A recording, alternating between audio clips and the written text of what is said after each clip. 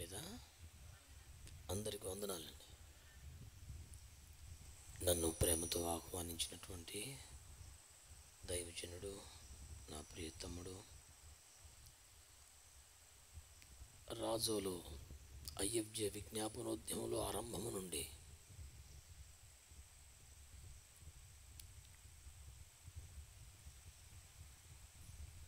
అనేక అంశాలతో దేవుని సన్నిధిలో మొర్రపెట్టడానికి, ప్రార్థనలు నడిపించడానికి ఎంతో భారముతో బాధ్యతతో ప్రయాసపడుతున్న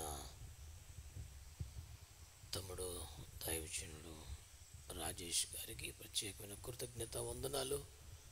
వేదిక మీద ఉన్న ఇతర దైవజనులకు కూడా నా వందనాలు తెలియజేస్తున్నాను.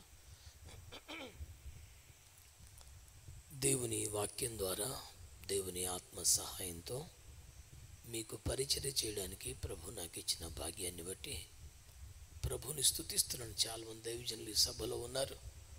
వారందరికీ కూడా నా వందనాలు తెలియజేసుకుంటున్నాను. ముఖ్యంగా బాబు ప్రకటించినట్లుగా బిడ్డ సుజాత ఖచ్చితంగా ఈ సభలో నేను ఉండాలని, పరిచర్య చేయాలని బాగా ఆశపడింది, ప్రయాసపడింది. పలుమార్లు మరి ఆ విషయాన్ని అడుగుతూ వచ్చింది.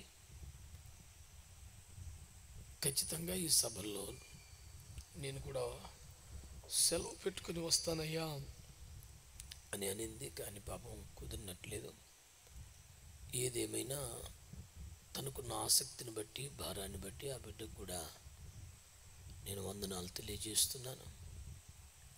గత 2 రాత్రులు దైవజనులు విశేషముగా వాడబడి ఉన్నారని తెలుసుకొని ప్రభువుని స్తుతిస్తున్నాను.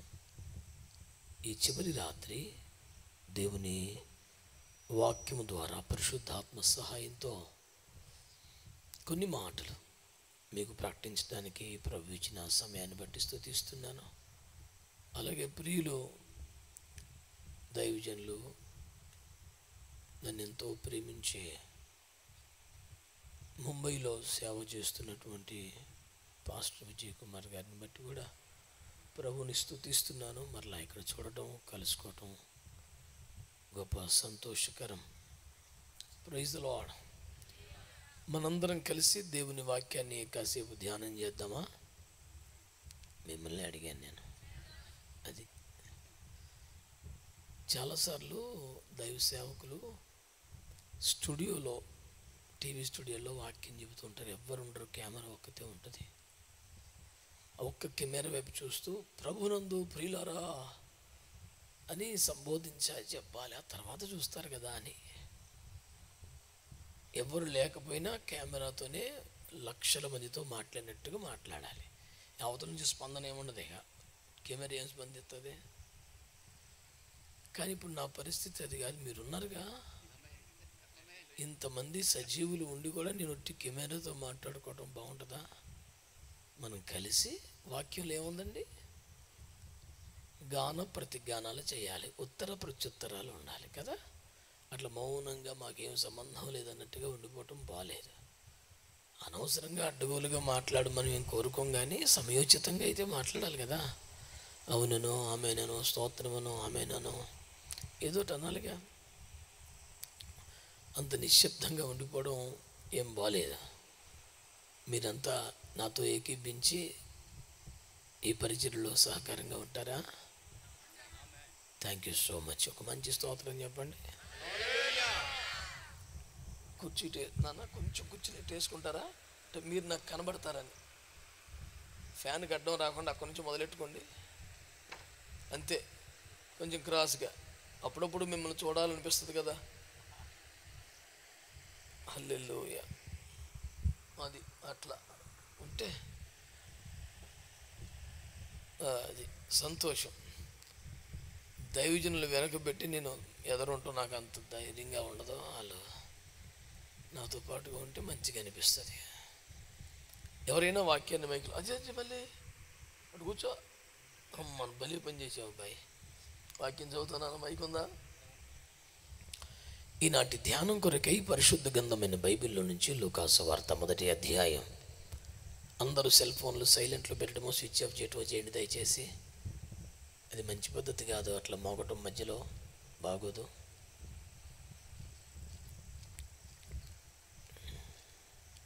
లూకా సువార్త 1వ అధ్యాయం 17వ వచనం 17. మరియు అతడు తండ్రుల హృదయములను పిల్లల తట్టుకునకును అవిధేయులను నీతిమంతుల జ్ఞానము అనుసరించుటకును తిప్పి ప్రభు కొరకు ఆయత్తపడి ఉన్న ప్రజలను సిద్ధపరచుటకై ఏలియా యొక్క ఆత్మయు శక్తియు గలవాడై ఆయనకు ముందుగా వెళ్ళును గనుక నీకు సంతోషమును మహా ఆనందమును కలుగును. అతడు పుట్టినందున అనేకులు సంతోషింతురనెను. దేవుడి వాక్యము ద్వారా మనతో మాట్లాడునుగాక. గట్టిగా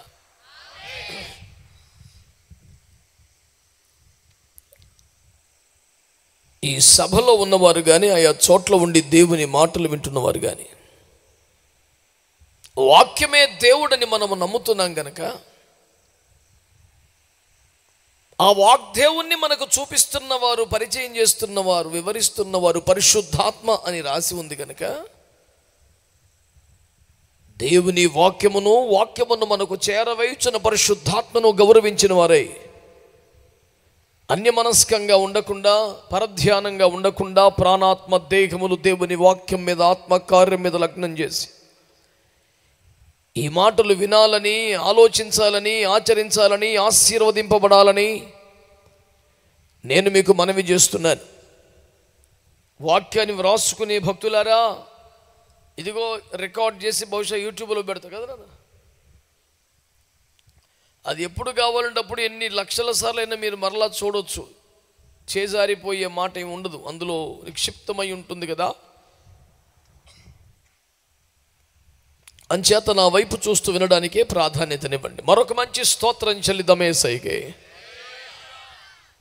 ఈ రాత్రి దేవుని వాక్యములో మనము ధ్యానం చేస్తున్న అంశం ఏమిటంటే, ఎవరిని రాకడకు సిద్ధపరుస్తారు, లేదా రాకడకు ఎవరు సిద్ధపరచబడతారు. యేసుక్రీస్తు ప్రభుని యొక్క రెండవ రాకడ సమీపించినటువంటి కడవరి ఘడియలో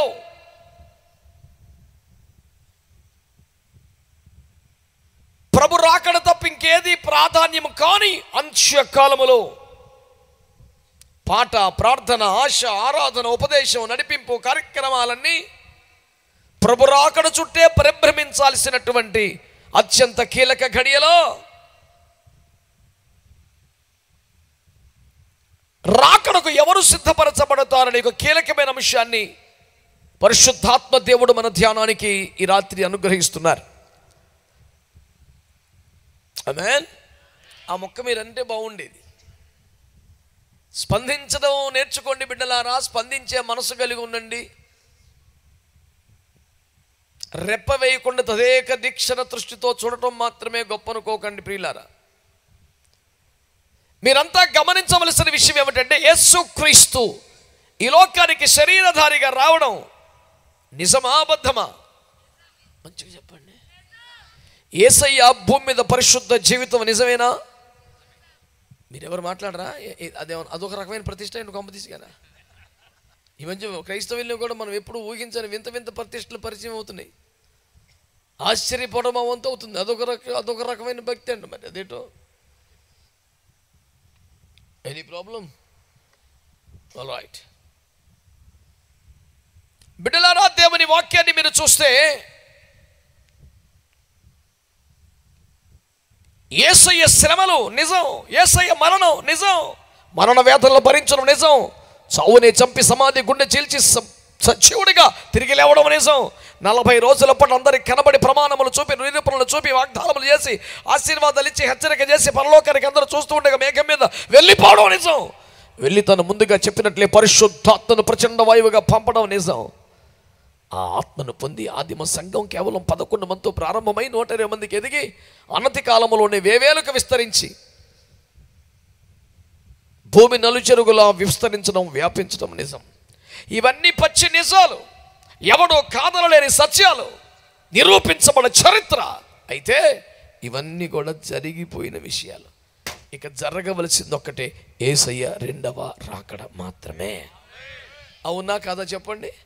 కాబట్టి యేసయ్య జీవితం నిజమే, యేసయ్య జననం నిజమే, యేసయ్య మరణం నిజమే, యేసయ్య పునరుద్ధరణ నిజమే, యేసయ్య ఆరోహణ నిజమే, యేసయ్య ఆత్మను పంపడం నిజమే. అన్నీ నిజాలే కానీ అయిపోయిన నిజాలరా బాబవి.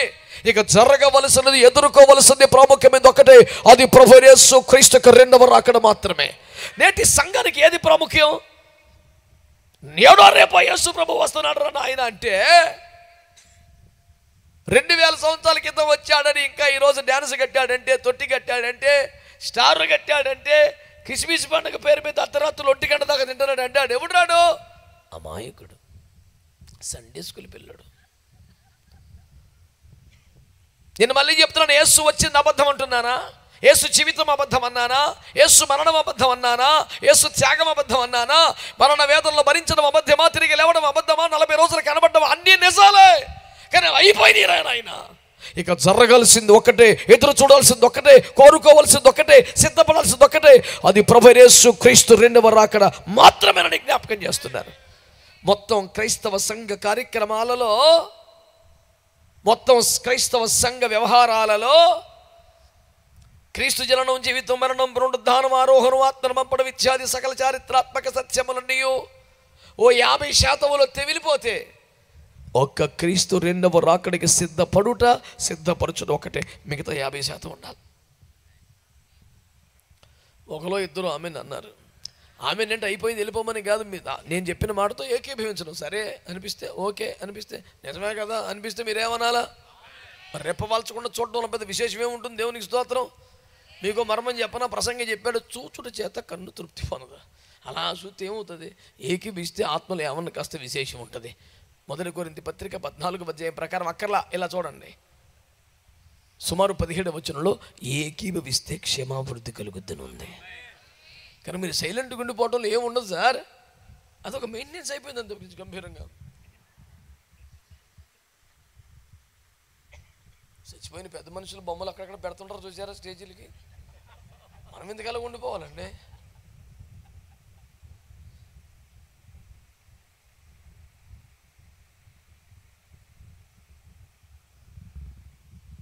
రయ్యమని పోతుంది రక్షణ బండి, యెరూషలేము యాత్ర. రాకడ వచ్చేస్తున్నా, బండి వెళ్ళిపోతుంది, కంగారు పడుతుంది, తీర్వాసం చేతులు కట్టుకొని చూస్తామంటే. దేవునికి స్తోత్రం చెప్పండి గట్టిగా. No maintenance can help you to be caught up with the clouds for the return of Jesus Christ. For the preparation for the second coming is very important. ఏ విధమైన ఏర్పాట్లు కానీ మెయింటెనెన్స్లు కానీ పనిచేయవు. రాకడ సిద్ధపడటమే. దేవునికి స్తోత్రం కలుగునుగాక. హల్లెలూయా. కనుక రాకడ మన ఆశ, రాకడ మన నిరీక్షణ, రాకడ మన కోరిక, రాకడ మన సౌభాగ్యం, రాకడ మన టర్నింగ్ పాయింట్. అసలు రాకడే మన ఆదరణ, ఆనందం, జరిగే న్యాయం అన్నిటికీ రాకడ. దేవునికి స్తోత్రం కలుగునుగాక. హల్లెలూయా. యేసయ్య మొదటి రాకడలో దేవుని బిడ్డలారా మనము పాపము నుండి విమోచించబడ్డాం. రెండవ రాకడలో ఏకంగా దేహము నుండి లోకం నుండి విమోచించబడబోతున్నాం. మొదటి రాకల్లో మన పాప స్వభావం మారింది. రెండవ రాకల్లో పూర్తిగా మనం యేసులాగా మారబోతున్నాం. స్తోత్రం చెప్పండి గట్టిగా. హల్లెలూయా. మొదటి రాకడ ద్వారా ఆత్మ నడిపింపులోకి రాగలిగాం. రెండవ రాకడలో ఆత్మ చేత కొనిపోబడగలుగుతున్నాం. స్తోత్రం చెప్పండి గట్టిగా. హల్లెలూయా. మొదటి రాకడలో వెలుపటి ఆవరణములో ఉండిపోయిన మనల్ని అతి పరిశుద్ధ స్థలములను కరుణాపీఠం దాకా తీసుకొచ్చాడు. స్తోత్రం చెప్పొచ్చుగా. రెండవ రాకడలో ఏకంగా తండ్రి ఎదుట మనం నిలబెట్టబోతున్నాడు. దేవునికి స్తోత్రం చెప్పండి. హల్లెలూయా. దేవుని సంగమా, దేవుని ప్రజలారా, రెండవ రాకడ క్రైస్తవునికి ఎంత కీలకం. మనకు ఆదరణ ఏమిటి? మనకు ధైర్యం ఏమిటి? మనకు నిరీక్షణ ఏమిటి? సమస్యల వలయంలో, శ్రమల సునిగుండంలో కొట్టుమిట్టాడుతున్న క్రైస్తవుడి ముఖాన్ని ఇంకా చిరునవ్వు మిగిలి ఉందంటే ఏంటి కారణం? మంచి రోజులు అత్తీలే, కొన్ని రోజులు పోతే పేరం బాగుండిద్దిలే, కష్టకాలు కావడకుండలే, అమాస అయిపోయాక పర్ణం వచ్చుద్దులే అని చిన్నపిల్లల తాయిలాల మీద మనకు దృష్టి లేదు. నేడో రేపు నా ప్రభు వస్తాడు, తీసుకెళ్ళిపోతాడు, ఎంతకాలం పడతాం ఈ బాధ, కొన్ని రోజులే కదరా బాబు అన్న ధైర్యమే క్రైస్తవుని ఇంకా బతికించింది భూమి మీద. దేవునికి స్తోత్రం చెప్పొచ్చు కదా. హల్లెలూయా. మనోహుడిని చంపేతాను నీకు ఇంతకంతే రక్తాపరాధం ఎందుకు వెళ్ళిపోవాలంటే 2 రోజులాగా మేము వెళ్ళిపోతాం కదా. బోర మోగితే అక్కడ ఉంటాడు. దేవునికి స్తోత్రం చెప్పరే గట్టిగా. నీకెందుకు, ఎలాగో ఇక్కడే ఉంటావు కదా, నీకు మళ్ళీ కేసులు సావులు నీకు ఎందుకు ఇవన్నీ? ఒక్క పూరము అయితే యేసు రక్తమే జయం. నిమిషంలో రెప్పపాటున మార్పునుంది. గట్టిగా యేసు రక్తమే జయం. ఒక శుభప్రదమైన నిరీక్షణ మనం కలిగి ఉన్నాం. అరే ఏంట్రా మీ ముఖాన సంతోషానికి కారణం? ఏమైనా ఇన్సూరెన్స్ చేసావా? ఏమైనా పాలసీ కట్టావా? నువ్వు సత్యం డబ్బులు వస్తాయా? ఏమి లేవు. 50 కీర్తనలో ప్రభువు మాట్లాడితే ఏమన్నా తెలుసా? బలి అర్పణ చేత నాతో నిబంధన చేసిన వారికి న్యాయము చేయుటకై వారిని ఆయన దగ్గర తీసుకురండి. యేసుప్రభు వచ్చినప్పుడు జీతం ఇస్తాడంట. యేసుప్రభు వచ్చినప్పుడు బహుమానం ఇస్తాడంట. యేసుప్రభు వచ్చినప్పుడు మన త్యాగానికి, కష్టానికి, సమర్పణకి, సహనానికి, ఇబ్బందులకి, ఓర్చుకునే దానికి న్యాయం చేస్తాడంట. ఎంత గౌరవించి చెప్పినా, ఎంత కానుకిచ్చినా, మన సమర్పణకి, మన త్యాగానికి, మనం వదులుకున్న దానికి, కోల్పోయిన దానికి, అనుభవిస్తున్న శ్రమకి ఈ భూమి మీద న్యాయం జరిగింది అవుతుందా? న్యాయం చేయాలంటే యేసయ్య రావాలా? స్తోత్రం చెప్పొచ్చు కదా. న్యాయం అంటే ఆడబిడ్డలకి బాగా అర్థమయ్యేలాగా ఒక మాట చెప్తాను వినండి. సింపుల్గా ఏమీ లేదు. దీనా అని ఒక బిడ్డ ఉండేది. ఎవరండి? ఎవరి కుమార్తె వారు? ఆయనకి మరి 12 మంది కుమారుల మధ్యలో ఒకటి బిడ్డ. 12 మంది అన్నదమ్ముల మధ్య ఎంత ఎంత ఎంత పటిష్టంగా, ఎంత భద్రంగా, ఎంత సుభిక్షంగా, ఎంత దర్జాగా బతకాలండి. ఆ ఒక్క కూతురు బలాత్కరించబడి నాశనం అయిపోయింది బతుకు. 12 మంది అన్నదమ్ములు ఉన్న బిడ్డకి ఏంటండి దరిద్రం? దిక్కులోని కుటుంబం, రోడ్డు పక్కన ఊరు బయట గుడిసెలో ఉన్న కుటుంబం కాదే. 12 మంది అన్నదమ్ములు ఉన్నారుగా. ఎందుకు వచ్చింది బిడ్డానికి తిప్పలంటే సరదాగా సిటీ చూద్దామని వెళ్ళిందంట. నీ లేనిపోని ఆశలతో మా పేన మీదకి వస్తున్నారు. బిడ్డ నువ్వు ఒక్కదాని మీద నేను వస్తాను బిడ్డ అంటే, నాన్నగారు మీకు ఎందుకు మీరు రెస్ట్ తీసుకోండి. పోనీ అన్నయ్య వస్తాను. నేను కాపలాయా? నా మీద నమ్మకం లేదా? ఏంటంటే చిన్నపిల్లానే ఇంకా. నోరు పెరిగిపోయింది, తెలివితేటలు పెరిగిపోయి, మాటలు పెరిగిపోయిన, బుద్ధే పెరగలేదు. వెళ్ళింది, తోడేళ్ళకి దొరికిపోయింది గొర్రెపిల్ల. జీవితం నాశనం అయిపోయింది. We want justice. న్యాయం జరగాలి, న్యాయం చేయాలని ధర్నా పెట్టారు, కూర్చున్నారు. ఇంతకీ ఈ పనికి మళ్ళీ పని చేసినోడు ఎవడంటే ఆ దేశానికి రాజుగారు కొడుకు. ఎవడైనా తప్పు చేస్తే జరిమానా వేసేవాడేగా చేశాడు తప్పు. ఏం చేద్దాం? న్యాయం జరగాలి, న్యాయం జరగాలంటే ఆ దుర్మార్గుడు నా జీవితాన్ని చేశాడే. ఆ దుర్మార్గుడి విషయంలో ఆ బిడ్డ ఎంత బాధపడుతుంది, ఎంత దుఃఖపడుతుంది, ఎంత కోపం ఉంటుంది, ఎంత కసి ఉంటుంది కడుపులో, ఎంత అన్యాయం ఆక్రందన ఉంటుంది. న్యాయం ఏంటి తెలుసా? మరి తప్పు జరిగిపోయింది కాబట్టి నేను న్యాయం చేస్తున్నాను, ఆ బిడ్డని మా కొడుకు ఇచ్చి పెళ్లి చేసుకుంటున్నాం. అందరూ సపట్లు కొట్టి, ఇజిల్స్ కొట్టి, కేకలేసేసి ఆగుండా కేరింతలు కొట్టి, రాజు జిందాబాద్, చిరంజీవి గాక, నీ అంత న్యాయం ఎవడు చేయడు భూమి మీద అని చెప్పేసి, బిడ్డ హ్యాపీనా? రాజుగారి కోళ్ళు అయిపోయావు, సూపరు. ఆయన మెల్లొంచాం చూసావా, చచ్చినట్టు పెళ్లి చేయించాం. అద్దె మరి పెద్ద మనుషులు అంటే ఏంటో కొట్టినాం. అల్లెల్లోయ అంటే అందరూ హ్యాపీగా ఉన్నారు, ఆ పిల్ల తప్ప. మీరు ఆలోచించండి. ఎవడు తన ఇష్టంతో సంబంధం లేకుండా, తన మనసును చూడకుండా, తను బలాత్కరించి జీవితం నాశనం చేసి, కబలించి, కరిచేసి, నాశనం చేసిన దుష్ట, దుర్మార్గ, నీచ, నికృష్ట, పాపిష్ట మానవుడు ఉన్నాడో చచ్చిందా కాడుతూ బతకాలంటే ఎవరికి ఇంట్రెస్ట్ ఉంటుంది? కానీ ప్రపంచంలో అదే గొప్ప న్యాయం, దానికి మించిన న్యాయం లేదు. ప్రపంచం మీద సెల్యూట్ చేసి సరిగ్గా న్యాయం జరిగింది అంటారు. అవునా కాదా? ఇంతకన్నా న్యాయం ఈ భూమి మీద జరగదు. న్యాయం జరిగించాలంటే యేసు రావాల్సిందే. దేవునికి స్తోత్రం. సగం సగం చెప్పాకంటే కడుపు నిండా మనస్ఫూర్తిగా చెప్పు. తెస్సలోనికే పత్రికలో మాట్లాడుతూ పౌలు గారు ఏమన్నారు? నిరీక్షణలు ఇతరుల వల్ల మీరు దుఃఖపడకుండా నిమిత్తం ఈ సంగతులు మీకు తెలియపరుస్తున్నామంటూ మొదలెట్టి ఏమన్నాడు తెలుసా? ఆయన వస్తారు, బోరు మొగుద్ది, మనం వెళ్ళిపోతాం సదాకాలం. హలో, సదాకాలం ఆయనతో ఉంటాం అని ఈ మాటల చేత మీరు ఒకరినొకరు ఆదరించుకోండి అన్నాడు. అంటే ఆదరణ అంటే ఏంటి తెలుసా? కలవరమా, కన్నీళ్ళ, కష్టములా? తప్పకుండా దేవుడు ఆశీర్వదిస్తాడు. నీ పిండి పిసుగు తొట్టిను నీ కంప దీవించబడుతుంది, నీ కొట్లు నింపబడతాయి. ప్రియులరా, ఇది ఆదరణ కాదరా నాయన, అది సండే స్కూలు. ఆదరణ ఏంటి తెలుసా? సదాకాలం మనం ప్రభుతో ఉండబోతున్నాం. ఈ మాటల చేత ఒకరినొకరు అంటే ఒక వ్యక్తిని ఆదరించాలంటే కూడా రాకడా, ఇంకో సబ్జెక్ట్ లేదు మనకి. సిద్ధపరిచేది రాకడా, సరిచేసేది రాకడా, కొట్టేది, తిట్టేది, సెట్ చేసేది, అన్నిటికీ రాకడే మనకు ఉంది. యేసు రక్తమే జయం. బాప్తిస్వానికి వెళ్తే మనం ఏం ప్రకటిస్తాం? రాకడే ప్రకటించాలి. సువార్తకి వెళ్తే ఏం ప్రకటిస్తాం? రాకడే ప్రకటిస్తాం. పెళ్ళికి వెళ్తే ఏం ప్రకటిస్తాం? రాకడే ప్రకటిస్తాం. ఎవడైనా భూస్థాపనకి వెళ్తే ఏం చేస్తాం? ప్రభు రాకడలో ఎండ పెట్టుకొస్తాడు. అసలు రాకడ తప్ప ఇంకో కాన్సెప్ట్ లేదు. సన్నాసి రకం క్రైస్తవ్యానికి మాత్రమే రాకడ. ఎప్పుడు ఈయన ఒకసారి మాట్లాడే ముచ్చట. సరైనోడికి ఎప్పుడు రాకడే. 2-3 ఆమెను అన్నారు. వాళ్ళందరికీ వందనాలు తెలియజేసుకుంటున్నాను. నాకే ఇబ్బందిలే, మళ్ళీ చెప్తున్నాను. సరైన క్రైస్తవుడికి ప్రతిదీ రాకడతో ముడిపెట్టబడే ఉంటుంది. సన్నాసి రకం క్రైస్తవుడికి అయితే ఎప్పుడైనా ఒకసారి తగులుద్ది. అది ఇబ్బంది ఏమీ లేదు. ఎవడు పడతాను జోల పడటానికి పొగెత్తకేమి లేని ఖాళీగా నేను ఇక్కడ. ఏ ప్రాంతానికి వెళ్తే ఆ ప్రాంతాన్ని సంతోషపరచుకోవడానికి సమర్పించుకునేవి లేను. నన్ను పంపిన ప్రభుని సంతోషపరచడానికి ఎన్ని బాధలు పడతా కానీ సిద్ధమే తప్ప ఇంకో రాజీ పడిపోయే వారు ఉండదు. యేసు రక్తమే చేయం. దేవునికి స్తోత్రం కలుగునుగాక. ఈ దినమున దేవుని వాక్యమును ఆలోచన చేస్తున్న బిడ్డలారా, శ్రద్ధగా ఈ మాటలు ఆలకించమని ప్రభువు పేరిట మీకు మనవి చేస్తున్నాను. రాకడ కన్నా కీలకమైన సబ్జెక్టా లేదురా బాబు మనకంటే. ఇప్పుడు చెప్పండి, యేసు రాకడ నిజమేనా? వస్తారా ప్రభు? ఏమన్నా తెస్తారా? మరి ఏదోలే, ఏమన్నా తెస్తారా? మనకిస్తారా? మా పురుషోత్తరం మాత్రం ఒక్కడు కూడా నమ్మకం లేదు. ఏంటో మరి ఏమో ఆశపెడుతున్నాం, ఎందుకు వచ్చింది కానీ. మహాభక్తులారా, పురుషోత్తములారా, ఇంతటి గంభీరమైన మౌనం న్యాయమా? యేసు రాకడ కన్నా మజా వచ్చే మ్యాటర్ ఇంకేముంటుంది సార్? ప్రభు లోకానికి వచ్చాడు అంటే వస్తున్నాడు అంటే అది ఇంపార్టెంట్ కదరా నాయన. ఇంకా వచ్చి బట్టి గుడ్డలతో చుట్టబాడి ఇంకక్కడే ఉన్నాడు. ఏసై తొట్టులో లేడురా బాబు. ఏసై శిలువ మీద కూడా లేడు. ఏసై సమాధిలో కూడా లేడు.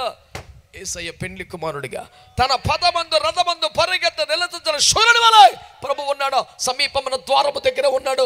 ఒక అడుగు పెడితే లోపలికి వచ్చేసే మూమెంట్లో ఉన్నాడు. ఇంకేడు చూస్తున్నావు. దేవునికి స్తోత్రం కలుగునుగా. హల్లెలూయా. ఇప్పుడు పెండ్లి కుమారుడు ఫోటో పంపాడండి. పెండ్లి కుమారుడు ఫోటో పంపాడు, టికెట్ పంపాడు. రేపు పొద్దున 8ంటికి దిగుతాను అన్నాడు. ఓకేనా? మనడు ఫస్ట్ బర్త్డే ఫోటో తీసుకుని ఎంత బుజ్జిగా ఉన్నాడండి. ఏమో తెలివితేటలు ఉన్నాయి నీకు. ఎంత బుజ్జిగున్నాడో. 3.5 కేజీలు పుట్టాడంట. బొక్కలు లేకున్నాయి. మరే సండే స్కూలు పెళ్లి కొడుకు ఫోటో పక్కన చూడరా. ఇంకా చిన్నపిల్లడు ఫోటో పట్టుకు ఊరేగుతున్నావు. ఇంకా అదే బాలయేసువా. ఇంకా పెద్దడు దేశా తో సిలువ మీది ఏసా. ఇంకానా తెములుతలేదు పని. ఇంకా క్రీస్తు శకం 1వ శతాబ్దం అనండి. అంటే సుమారు 2000 సంవత్సరాల క్రితం ఆది అపోస్తలుల్లో ఒకడైనటువంటి యోహాను గారు పద్మాసు లంకలో ప్రార్థనలో ఉండగా పరవశమైపోయాక ఆత్మవశమైపోయాక ఆత్మచేత కొనిపోబడి అనుభవంలో ఉండగా ఏడోయ్ స్వయంగా యేసుక్రీస్తు మళ్ళా తన మహిమ ప్రత్యక్షత యోహానికి ఇచ్చారు. చూసి యేసు ప్రభులాగే ఉన్నాడే, ఇంకా నిజమేనంటావా అని మీమాంసలో అతను రాశాడు. మనుష్య కుమారుని పోలిన ఒకరిని చూసింది నేను ఆయన అంటలా. ఎందుకని అచ్చం అట్టకున్నాడు కానీ మహిమ బేపచ్చంగా ఉంది. మాతో పాటు తిరిగాడు, మాతో పాటు ఉన్నాడు, ఓ చోటే పడుకున్నాం, ఓ చోటే తిన్నాం. అట్లేడే పోలికలయ్యే కానీ బేపచ్చంగా ఉన్నాడు ఆయన. అందుకని మనుష్య కుమారుని చూచితను కూడా మనుష్య కుమారుని పోలిన ఒకరిని చూచితని అనే మీమాంసలో మహానుబాబా నువ్వు ఎవరివనాయనా 7 దీపస్తంభాలు సంచరిస్తున్నావు, కుడి చేతుల నక్షత్రాన్ని చూస్తుంటే మా ప్రభువులాగే ఉన్నాడు కానీ మహిమ అధికంగా ఉంది కానీ వీధిలో ఉన్నాను నీకు దండం పెడతానని ఆయన కాళ్ళ మీద పడిపోతే నేనే మృతుడునైతిని కానీ ఇదిగో సజీవుణ్ణి. చూడు మరణం యొక్క పాతాళం యొక్క తాళపు చెవుల అని చూపించాక ప్యానల్ వేసి వచ్చింది. అమ్మో నా ప్రభే నా ప్రభే. హల్లెలూయా. స్తోత్రం చెప్పరా. మృతుడనైతిని కానీ ఇదిగో యుగ యుగములకు సజీవుని సెలవిచ్చిన ప్రభు చెప్పునదేమనగా అంటూ మొదలెట్టాడు కోటం. స్తోత్రం చెప్పరే. కనుక మనకు ఆనందం రాకడే, మన ఆశ్రయం రాకడే, మన నిరీక్షణ రాకడే, మన సంతోషం రాకడే. ఏదైనా కష్టంలో బాధలో ఇబ్బందులో కష్టంలో శ్రమలో ఉంటే ఆదరణ కూడా మనకు న్యాయం జరిగేది, విమోచన దొరికేది, బలము పొందేది, యేసులాగా మారేది, ఈ దీనజనుడు మహిమజనుడిగా మారిపోయేది, సాక్షాత్తు యేసులో ఉన్నట్టుగా చూస్తా కానీ యేసు వలె మారిపోయేది. మరి ఇంత విశేషమైన కీలకమైన రాకడికి సంబంధించి ఎప్పుడైనా ఒక ప్రసంగమా? 100 పాటలు ఒక పాట రాకడ పాట. ఈ తిరకాసు భక్తి ఏంది అసలు? మిగతా ఎన్ని కలిసి 10 ఉంటే 90 పాటలు రాకడ మీద ఉండాలి కదా. మాట్లాడరేంటి? సంఘం ఏదైనా, డినామినేషన్ ఏదైనా, పేరేం పెట్టుకున్న పాస్టర్ గారు ఎవరైనా సంఘమునకు బోధించడానికైనా, సంఘము ఆరాధించడానికైనా, సంఘం ఎదురు చూడటానికైనా, సంఘాన్ని ఆదరించడానికైనా మిగిలి ఉన్న అతి కీలక ఒకే ఒక అంశం యేసుక్రీస్తు యొక్క రెండవ రాకడ మాత్రమే. గట్టిగా ఆమేన్ అనండి బిడ్డలారా. కనుక రాకడ మన పాటలు అయిపోవాలి, రాకడ మన ఆరాధన, రాకడ మన సంతోషం, రాకడ మన నిరీక్షణ, రాకడ మన సిద్ధపాటు, అంతా రాకడే.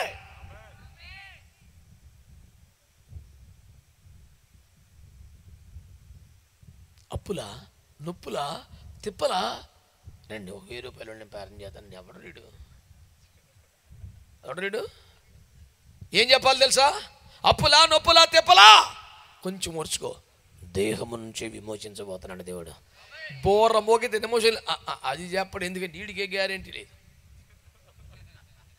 మరి ఇంకేం ఆశ మీద బతుకుతున్నావు? నీకున్న ఆశ ఏంటి? నెక్స్ట్ ఏమైనా కలిసి వద్దని ప్లాన్ మీద కూర్చున్నావా?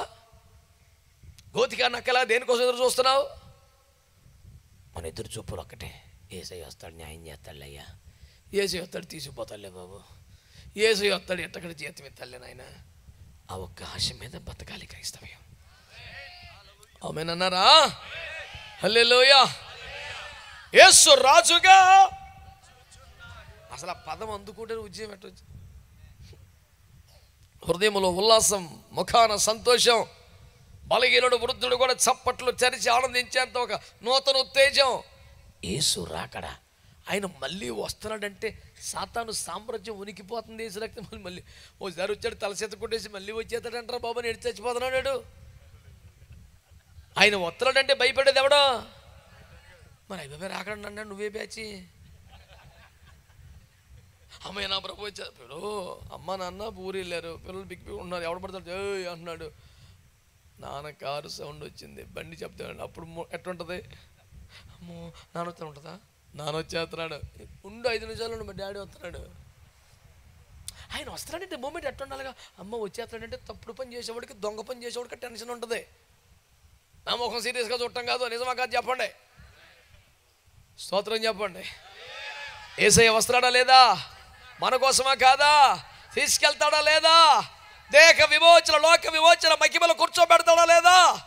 దేవునికి స్తోత్రం కలుగును గాక. రాకడను ప్రేమించాలి, రాకడను కోరుకోవాలి, రాకడ కూడా ఎదురు చూడాలి, రాకడకి సిద్ధపడాలి, రాకడనే ఆశగా, శ్వాసగా, ధ్యాసగా మారిపోవాలి క్రైస్తవుడు. దేవునికి స్తోత్రం చెప్పండి గట్టిగా. హల్లెలూయా. అదేంటది? కోతకాల పండుగ ఒకటి, ఇంకోటి సమాధులు కూడా పండుగ పండుగ మండిపోను. ఎన్ని ఒకటే పండగ విమోచన, దేహ విమోచన. ఎన్ని దండగే, దేహం విమోచించబడితేనే పండగ అసలు స్టార్ట్ అయ్యేటప్పుడు.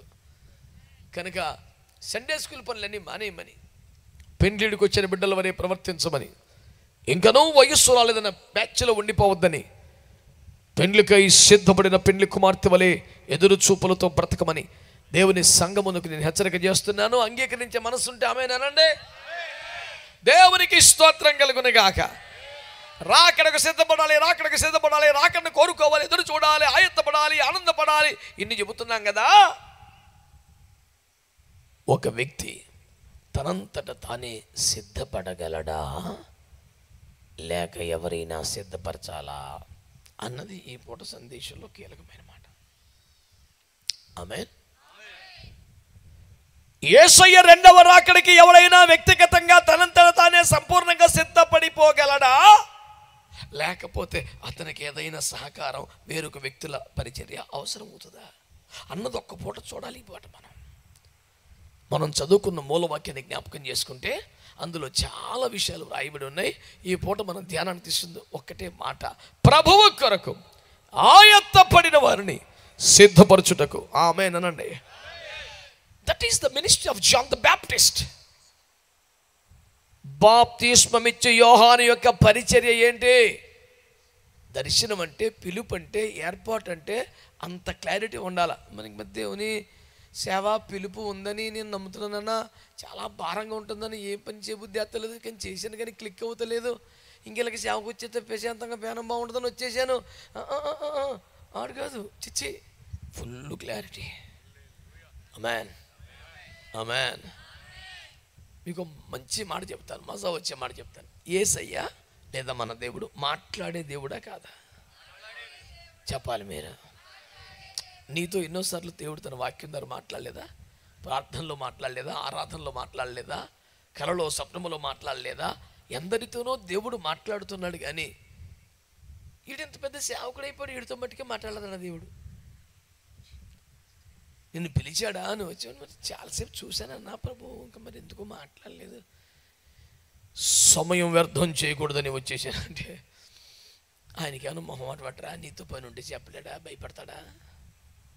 నిన్ను కేకేస్తాం ఉంది, కానీ కేకేస్తే మరి మీ ఆవిడేమంటుందో, మీ నాన్న ఏమంటాడు, నేను భయపడతానని చెప్పేసి ఆ ఇది మూల ఆగిపోయాడు యేసు ప్రభు. పొరలేని మాటలు మాడతాడు ఎవడరా? ఆయన పాద సేవకుని నేనే ఇంత నిర్మోహమాటం చెప్తుంది. యేసు ప్రభుకు మొహమాటం ఏంటో చెప్పడానికి? నువ్వు సేవ కావాలంటే కేకెత్తాడు కదా, నువ్వు ఎందుకు జ్వరపడిపోయి బ్యానం తీసేస్తున్నావు జనాల్ని? నేను కేకెత్తాక మొహమాటం అంటావా? మరి మీరు సేవ చేస్తే బాగుండు అనిపిస్తుంది, కానీ మీరు పెద్దవారు, మరి ఎలా చెప్పాలో భయం వేస్తుంది అంటాడు యేసు ప్రభు. కేకేసిన రాకపోతే ఒక డైలాగ్ ఉంది ఆడి మీద, కాడికి లొంగని కోడి దూడల సంగతి తేల్చబోతుందని చెప్పాడు జకర్యాలో. స్తోత్రం చెప్పండి. కొన్ని దూడలో కాడికి లొంగుతలేదంటే, కేకేసిన వస్తలేదంటే అని గేల వేసి చెవిటి మెలిటి లాక్కొచ్చేస్తాడండి. అంత కరెక్ట్గా ఉంటాడు సేవ కేకేసి విషయంలో.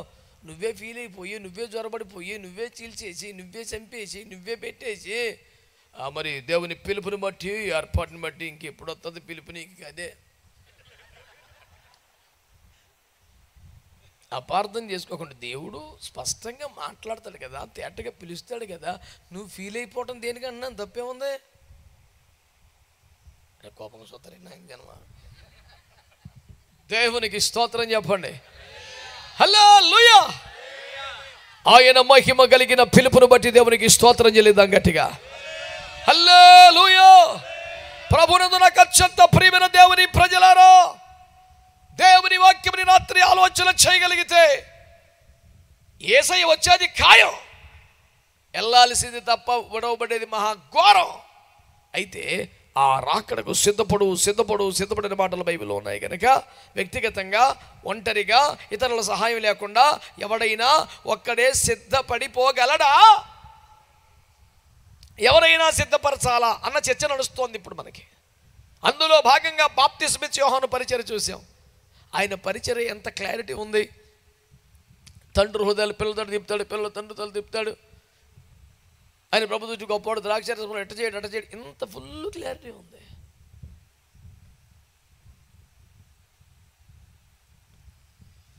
దేవుని మాట ఎప్పుడూ స్పష్టంగానే ఉంటుంది. అయోమయానికి,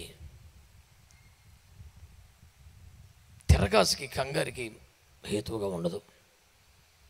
విషయానికి వస్తే యోహాను గారి పరిచర్యలో సువార్త చెప్పడం, బాప్తిస్మాలు ఇవ్వడం ఇత్యాది కార్యక్రమాలతో పాటుగా ప్రభువు కొరకు ఆయత్తపరిచిన వారిని ఆయన కొరకు సిద్ధపరచడం అనే గొప్ప పరిచర్య ఉందట. స్తోత్రం చెప్పండి గట్టిగా. హల్లెలూయా చెప్పాలి. హల్లెలూయా. కనుక దైవ సేవకుల పాత్ర సంఘమును రాకడకు సిద్ధపరచడంలో ఉంటది.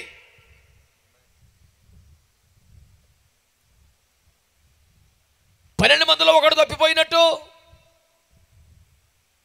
సౌలు గారు స్వచత్తములో పడిపోయినట్టు, సంసోను గారు ఆశలలో బలహీన పడిపోయినట్టు, టన్నుల కొద్దీ తెలివేట్లున్న కడుపులో బుద్ధి లేకుండా సంసోలమును పడిపోయినట్టు, ఎక్కడో ఎవడో తరానికి ఎవడో చెడిపోయినాడు ఉంటాడు. అలాంటి నొక్కని చూసి అసలు సేవనే పక్కన పెట్టి సేవకుల మీద యావగింపు పెంచుకొని అసలు ఇదంతా ఒక అనవసరమైన ఫోర్స్ అని ముద్రేసుకొని నా గదిలో తలుపులేసుకొని నేను ప్రిపేర్ అయిపోతాను రాకడికి అన్నంత కోపం, వైరాగ్యం నీకు రాకూడదని, నిన్ను సిద్ధపరచవలసిన సేవకులు భూమి మీద ఉన్నారని, ఆ పరిచయం నీకు అవసరమని, ఒంటరిగానే సమస్తము సాధించలేవని దేవుని ప్రేమను బట్టి భక్తులందరికీ నేను మనవి చేస్తున్నాను. దేవునికి స్తోత్రం కలుగునుగాక. యోహాను గారితో ప్రభువుతో మాట్లాడితే ఏమన్నారు? నువ్వు సిద్ధపరచాలని మాట్లాడుతున్నారు. కనుక దేవుని ప్రజలారా, మనల్ని సిద్ధపరిచే సేవకులు ఉంటారని, సేవకుల పరిచర్య మనకి రాకడ సిద్ధపడటంలో అవసరమని గుర్తించమని సంఘమును నేను కోరుకుంటూ ఉన్నాను. నా అంతటా నేనే సంపూర్ణంగా సిద్ధపడిపోగలను అనే భావన నుంచి బయటికి రమ్మని నేను దేవుని బిడ్డలందరికీ కూడా మనవి చేస్తూ ఉన్నాను. శ్రద్ధగా ఈ మాటలు ఆలకించండి. అక్కడ యోహాను గారు వాడిన మాట ఏంటంటే ప్రభువు కొరకు ఆయత్తపడిన వారిని. Can you read it in English? Take your mobile. Luke 1:17. To make ready a people that prepared for the return for the Lord అని రాసిన మాట కనపడుతుంది మీకు అక్కడ. లోక 1:17 సకలోకి వచ్చేస్తే చివరిలో ఉంటుంది to make ready a people అని ఉంటుంది. To make ready a people prepared for the Lord. చాలు. ఎందుకు మా ఊరిని బలహీనపరిచేసావు? కొంచెం పెట్టచ్చుగా. మళ్ళీ చదువునా. To make ready a people prepared for the Lord. శ్రద్ధగా వింటున్నారు ఈ మాట. To make ready a people that prepared for the Lord అంటే ప్రభువు కొరకు ఆయత్తపడిన వారిని సిద్ధపరచుట అనే పదం ఉంది కదా. ఆయత్తపట్టం ఏంటి, సిద్ధపట్టం ఏంటి అనే చిన్న మీమాంస కలుగుతుంది. తెలుగు భాష తక్కువ, ఆంగ్ల భాష ఎక్కువ వచ్చిన దరిద్రపు పోగాలంలో మిగిలిపోయాం గనక. అందుకే మనకు బాగా సులువైపోయినా, బాగా లొంగినా, బాగా అలవాటైనా, తేరగా దొరికినా ఇంగ్లీషులో ఓసారి చూస్తే. ఎందుకంటే తెలుగులో 56 అక్షరాలు, ఇంగ్లీష్లో 26 అక్షరాలు. ఏ సులువుగా ఉంటుంది మరి? ఇదెక్క తెలుగు ఉంటుంది. తెలుగు దమ్ము, పట్టు, సరుక, సత్తు ఇవన్నీ ఎక్కడ ఉన్నాయి? చివరికి భాషలో అక్షరాల దగ్గర మొదలుకొని తినే ఆహార పదార్థాలు దాకా గట్టిగా ఈడ్చుకొడితే 10-15 పదార్థాలు ఉంటాయి వాళ్ళకి. మనకు ఒక వంకాయతోనే 15 చేసేయగలం మనం. తెలుగోడికి అమెరికా వాడికి ఎక్కడ చెట్టు అవుతుంది? ఆవకాయ పచ్చడి తింటే కాదు, సూత్తేనే జ్వరం వచ్చేస్తాడికి. అంత కెపాసిటీ ఎక్కడ ఉంది ఏసు రక్తం? నేను ఈ సీజన్ దొరబడిందంటే ఏసు రక్తం విజయం కొత్త ఆవకాయ పచ్చడి తినని రోజు అంటూ ఉండదు. నన్ను చూసేవాడు ఆడిగా వేడి చేసేస్తుండదు, కంగారు అయిపోతాను. అన్న ఎందుకన్నా బాబు అలా తినేస్తున్నావు అంటాడు. నేను ఆంధ్రున్నాను, అమెరికాను కాదురా. మరి నేను ఆవకాయ పచ్చడి తినపోతాను భోజనం చేసినట్టే ఉండదు అంటాను. నేను ఇతర దేశాలకు వెళ్ళిపోతూ సీసా బ్యాగులు ఇట్టుకు వెళ్ళిపోతాను. నేను ఆ పాపిచ్చి తింది ఎవడు తింటాడు? దేవుని స్తోత్రం. లేనిపోని ఎందులో ఏది కలుపుతాడో ఏ చేత్తో వండుతాడో తెలియదు ఆడికి. 2 చేతులు ఒకటే. ఆడి పరిచయం వేరు. నన్నేమనకండి మీరు దేవుని స్తోత్రం. మనకి ఎందుకు వచ్చిందిరా బాబు? ఓ సీసాటికి వెళ్ళిపోయి అన్నం ఉంటే అన్నం, రొట్టి ఉండి రొట్టి, బ్రెడ్ ఉండి బ్రెడ్, దాన్ని కొంచెం పూసేసుకుని తినేస్తాను సైలెంట్గా. మనకు అనుకూలంగా పద్ధతిగా పెడితే ఓకే. ఆడు తెక్కి పెట్టాడు ఇంకో. Thank you so much for the arrangement. Will you please give me a bread slice? Only bread slice. Yes. శుభ్రంగా నా సీసా తీసుకున్నాను, పచ్చడి కొంచెం అటు ఇటు పూసుకొని. హల్లెలూయా. మీకు ఎందుకు చెప్తున్నా అంటే ఆంధ్రములో ఉన్నంత విశేషం ఆంగ్లంలో ఏమీ లేదు. కాస్త విషయం తక్కువ కనుక, అక్షరాలు తక్కువ కనుక, పదాలు తక్కువ కనుక ఇంకా మ్యాటర్ లేక రాసేసి పలకడు. అదంతే. అక్షరం రాత్రి కానీ పలకడు. ఎందుకు? అదంతే మాట్లాడబా. మన తెలుగు మీడియంలో అన్నీ పలికెత్తుంటాం మనం. మన తెలుగు మీద మమకాలం అన్నది. మనం తెలుగులో రాశాక ఉపత్కృష్ట కామేశ్వరం పలకాలంతే. మహోత్కృష్టమైన అంటే పలకాలంతే. మహోత్కరాట అన్ని పలకాల. మహోత్కృష్టమైన బా ఎందుకని అంతే. ఇంగ్లీష్ అలాగే ఉండదు. GIRL అంటే ఏమని పలకాల? కానీ మన తెలుగు మీడియంలో మన తెలుగు మీద ఉన్న మమకారంతో గర్రల్ మెంట్లో వర్రల్డ్ పలకూడదురా. రాస్తాడు తప్ప పలకూడదురా. కుల్డు ఉల్డు అనకూడదు, గుడ్ అనాలా. రాసిన పలకూడదు. ఎందుకు అలాగ రాసాక ఎందుకు పలకూడదంటే ఉన్న 26 అక్షరాలు దాన్ని అడ్జస్ట్ అవ్వాలా. ఈ స్పెల్లింగ్ ఇంకో అర్థం కొంత దీన్ని ఇంకో అర్థంలో పెట్టాలి, తప్పదు. ఆంధ్రములో విశేషములు ఎన్నో కలవు. తెలుగు భాష లెస్ అన్నారు అందుకే. అయినా మీకు మమకారం లేదు, పరభాష వ్యామోహంలో కొట్టుకుపోతున్నారు. మరి మేము సపరేట్గా ఉండలేక మీతో పాటు వచ్చి ఒక వచనం చూపించాను. To make ready a people prepared for the lord. ప్రభువు కొరకు ఆయత్తపడిన వారిని సిద్ధపరచడానికి. స్తోత్రం చెప్పండి గట్టిగా. అంటే ఎవరిని సిద్ధపరచగలం తెలుసా?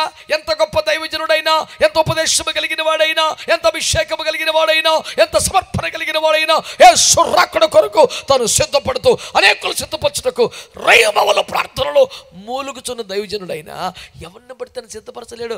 ఎవరిని సిద్ధపరచాలో తెలుసా? ఎవడు ఆల్రెడీ ప్రిపేర్డ్గా ఉన్నాడు వాడిని రెడీ చేస్తాడంట. ప్రిపేర్డ్గా ఉన్న వాళ్ళని రెడీ చేస్తానండి. అందులో పెద్ద కష్టం ఏముందండి బాబు, ఒక పిల్ల ఊరు సరిపడా అరిచేస్తుంది, మీరు అందరూ సైలెంట్గా ఉన్నారు ఎందుకు?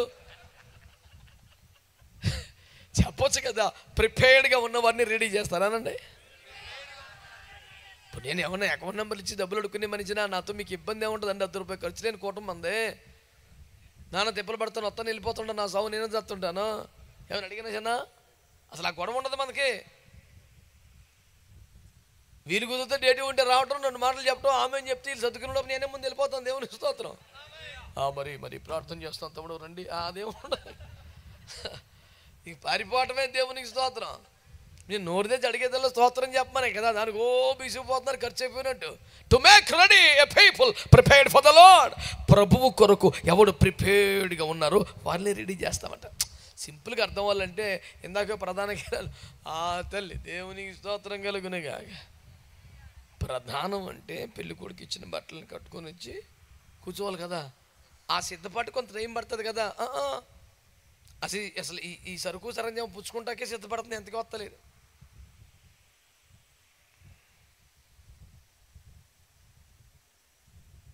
నేను వాళ్ళకి ఇచ్చిన టైం 6 నుంచి 7 అయిపోతుంది. ఇంకా స్టేజ్ కాలేదంటే అమ్మాయి సిద్ధపడుతుంది. ఆడి సేరయ్య ఒకటి ఇంకెక్కడ సిద్ధపడుతుందా అంటే ముందు సొంతం సిద్ధపడుతుందంట. ఇంకా ఆవిడ ఎప్పుడు వస్తుంది, వాక్యం ఎప్పుడు చెప్పాలా, ఈ పట్టుకెళ్ళి ఎప్పుడు కట్టుకొస్తుంది, సెక్యూరిటీ పల్లి కూటం ఆగమైపోయేలా ఉందిరా నాయన అని వస్తువు లేదు, సరుకు లేదు, సరంజామం లేదు, కూర్చోబెట్టి 4 ముక్కలు చెప్పి చిన్న పాటనే వచ్చేసా, మీరు ఏదో చేసుకోండి. కానీ తీరా వచ్చాక కళ్ళ ముందే వెళ్ళిపోతుంది పంటి. ఇంక పన్ను కోరుకోవటమే పని అవుతలేదు. అలాగే వెళ్ళి వచ్చేస్తుంది ఉండమన్నాడు. బలిపోయినరా కూటం ఆలస్యమైపోతుంది ఏమిటి, పాటగారు మీరు కూర్చోండి ఏం పర్లేదు అన్నాడు. మర్యాద కొంటే ఒకలేదు బండి పంపించేశాడు. సచ్చినాడు అక్కడ కూర్చొని దేవునికి స్తోత్రం. అక్కడ చుట్టూ తిరిగి కారులో వచ్చి టైం ఎంత లెక్కేసి ఈ టైం లెక్కేసాడు. అయ్యారు మీరు ఆ చివరికి వెళ్ళేపటికి బండి వచ్చారు, మీరు కూర్చోండి ఆయన ఆపి ఆ విధంగా ఇక్కడ దాకా చేర్చారు. దేవునికి స్తోత్రం. స్తోత్రం చెప్పండి. లేకపోతే సరిగ్గా ప్రసంగం అంటే ఆయనకు వచ్చేటప్పుడు అడవుడు చేస్తాం మనకు అలపడుతుంది. ఎప్పుడో గంట ముందు వచ్చి కూర్చోవడం మన లెక్క. నన్ను ఇంకా చాలామంది కన్వీనర్లే అప్పుడే రాబాకను కాసేపు అక్కడ కూర్చొని కానీ నిన్ను తొక్కు పెడుతుంటారు, గదిలో పెట్టినాను. నేను అందరికన్నా ముందు తయారైపోతాను. తిరుబాటు ఘాటయ్యానికి వచ్చి అడవుడు చేసి మరి పారిపోయే పద్ధతి ఉండదు. మంచి వాళ్ళందరూ స్తోత్రం చెప్పండి. ఇందు మూలముగా తెలుచున్న వ్యవహారం ఏమిటంటే అసలు ప్రిపేర్డ్గా ఉంటే రెడీ చేయొచ్చు. నువ్వు పెళ్ళికి సిద్ధమా అట్టయితే పెళ్ళి కొడుకే తయారు చేస్తాను. నా పిల్ల అవుతానే నేను తయారు చేస్తాను. ప్రిపేర్డ్కి రెడీకి ఉన్న సంబంధం అది. To make ready a people who are prepared. ఎవరిని తయారు చేస్తాం పెళ్లి కూతురిగా? ఎవరిని తయారు చేస్తాం? పెళ్ళికి సిద్ధపడ్డ వాళ్ళని. చిన్నపిల్లని సిద్ధపరచగలవా? నాకు పెళ్ళి వద్దంటే సిద్ధపరచగలవా? సంబంధం నచ్చలేదంటే సిద్ధపరచగలవా? అంటే ఎవరైతే ప్రిపేర్డ్గా ఉన్నారో వారిని తయారు చేయగలం. స్తోత్రము. హల్లెలూయా. కనుక యేసు ప్రభువైన దేవుడు గొప్ప దేవుడు. ఆయన చనిపోయాడు, తిరిగి లేచాడు, మళ్ళీ రాబోతున్నాడు. ఈ సబ్జెక్ట్ అంతా ఇన్ఫర్మేషనే, నాలెడ్జే. నేను పెండ్లి కుమార్తెగా తయారవ్వాలనుకున్నాను. ఆ పాకానికి వచ్చి నువ్వు ఒక్కనే చేయగలం. సంఘ పెద్దలను చేయగలమా? ప్రెసిడెంట్లను చేయగలమా? రెవరెండ్లను చేయగలమా? పెద్ద పాస్టర్ గారిని చేయగలమా? చిన్నోని చేయగలమా? కొత్తను వదిలేయగలమా? ఈ స్కీమ్ అంతా లేదు, ఒట్టిదే ఎన్ని పిచ్చి మాటలు. ఎవరైతే ప్రిపేర్డ్గా ఉన్నారో, నాకు ఇంకొద్దు ఈ గొడవ, ఈ లోకం వద్దు, ఈ సరదాలు వద్దు, ఈ శిక్ష వద్దు, నేను నా ప్రభుకి కావాలి, నేను ప్రభు దగ్గరికి వెళ్ళిపోతాను, పెళ్లి కుమార్ సంఘంలో ఉంటాను, ఈ ఆరాటం ఆడుకొచ్చిందో వాడిని చేయగలం. ఆమేన్ అనండి గట్టిగా. హల్లెలూయా. ప్రిపేర్డ్గా ఉన్న వారిని రెడీ చేయగలం అనండి గట్టిగా. హల్లెలూయా. అందరు చెప్పండి గట్టిగా. యేసయ్య రాక నిజమా కాదా? ప్రభు వస్తారా లేదా? ఎవరైనా మనకు తెస్తారా తేలేదా? ఇస్తారా ఎవరా? ఇంతటి మహిమ కలిగిన రాకడికి సంబంధించి నువ్వు ప్రిపేర్డ్గా ఉంటే, నువ్వు సిద్ధపడుతూ ఉంటే, సిద్ధపడుతున్న వారిని మాత్రమే పెండ్లి కుమార్తెగా తయారు చేయగలం, పెండ్లి కుమార్తెగా అలంకరించగలం. ముందుగా తేలుతున్న సత్యం ఏమనగా, ఎవ్వరు కూడా ఎంత మంచి విశ్వాసులు, పరిశుద్ధులు, భక్తులు కూడా తమంతట తామే రాకడకు పెండ్లి కుమార్తెగా సిద్ధపడలేరు. సిద్ధపరిచేవారు కావాలి. అలాంటి సిద్ధపరచగలన ఒక అభిషేకము కలిగిన వాడు, పిలుపు కలిగిన వాడు, ఏర్పాటు కలిగిన వాడు, ఆత్మ కలిగిన వాడు, దేవుని చేత పంపబడ్డ దైవజనుడు, ఆత్మపూర్ణుడిగా అభిషక్తుడిగా దేవుని బలము కలిగి ఈ ప్రత్యక్షత కలిగి ఉన్న దైవజనుడు అయితే కూడా వాడు సిద్ధంగా లేకపోతే తయారు చేయలేడు. To make ready a people that prepared. నేను ప్రభువు కావాలి, నేను వెళ్ళిపోతాను రాకడే. ఈ మూమెంట్ ఉన్న ఊరినే తయారు చేయగలం. ఆమేన్. పరిశుద్ధ గ్రంథమైన బైబిల్లోంచి మీ అవగాహన కోసం ఒక వచనాన్ని చదువుదాం. పరమగీత గ్రంథం 5వ అధ్యాయం, క్షమించండి 8వ అధ్యాయం.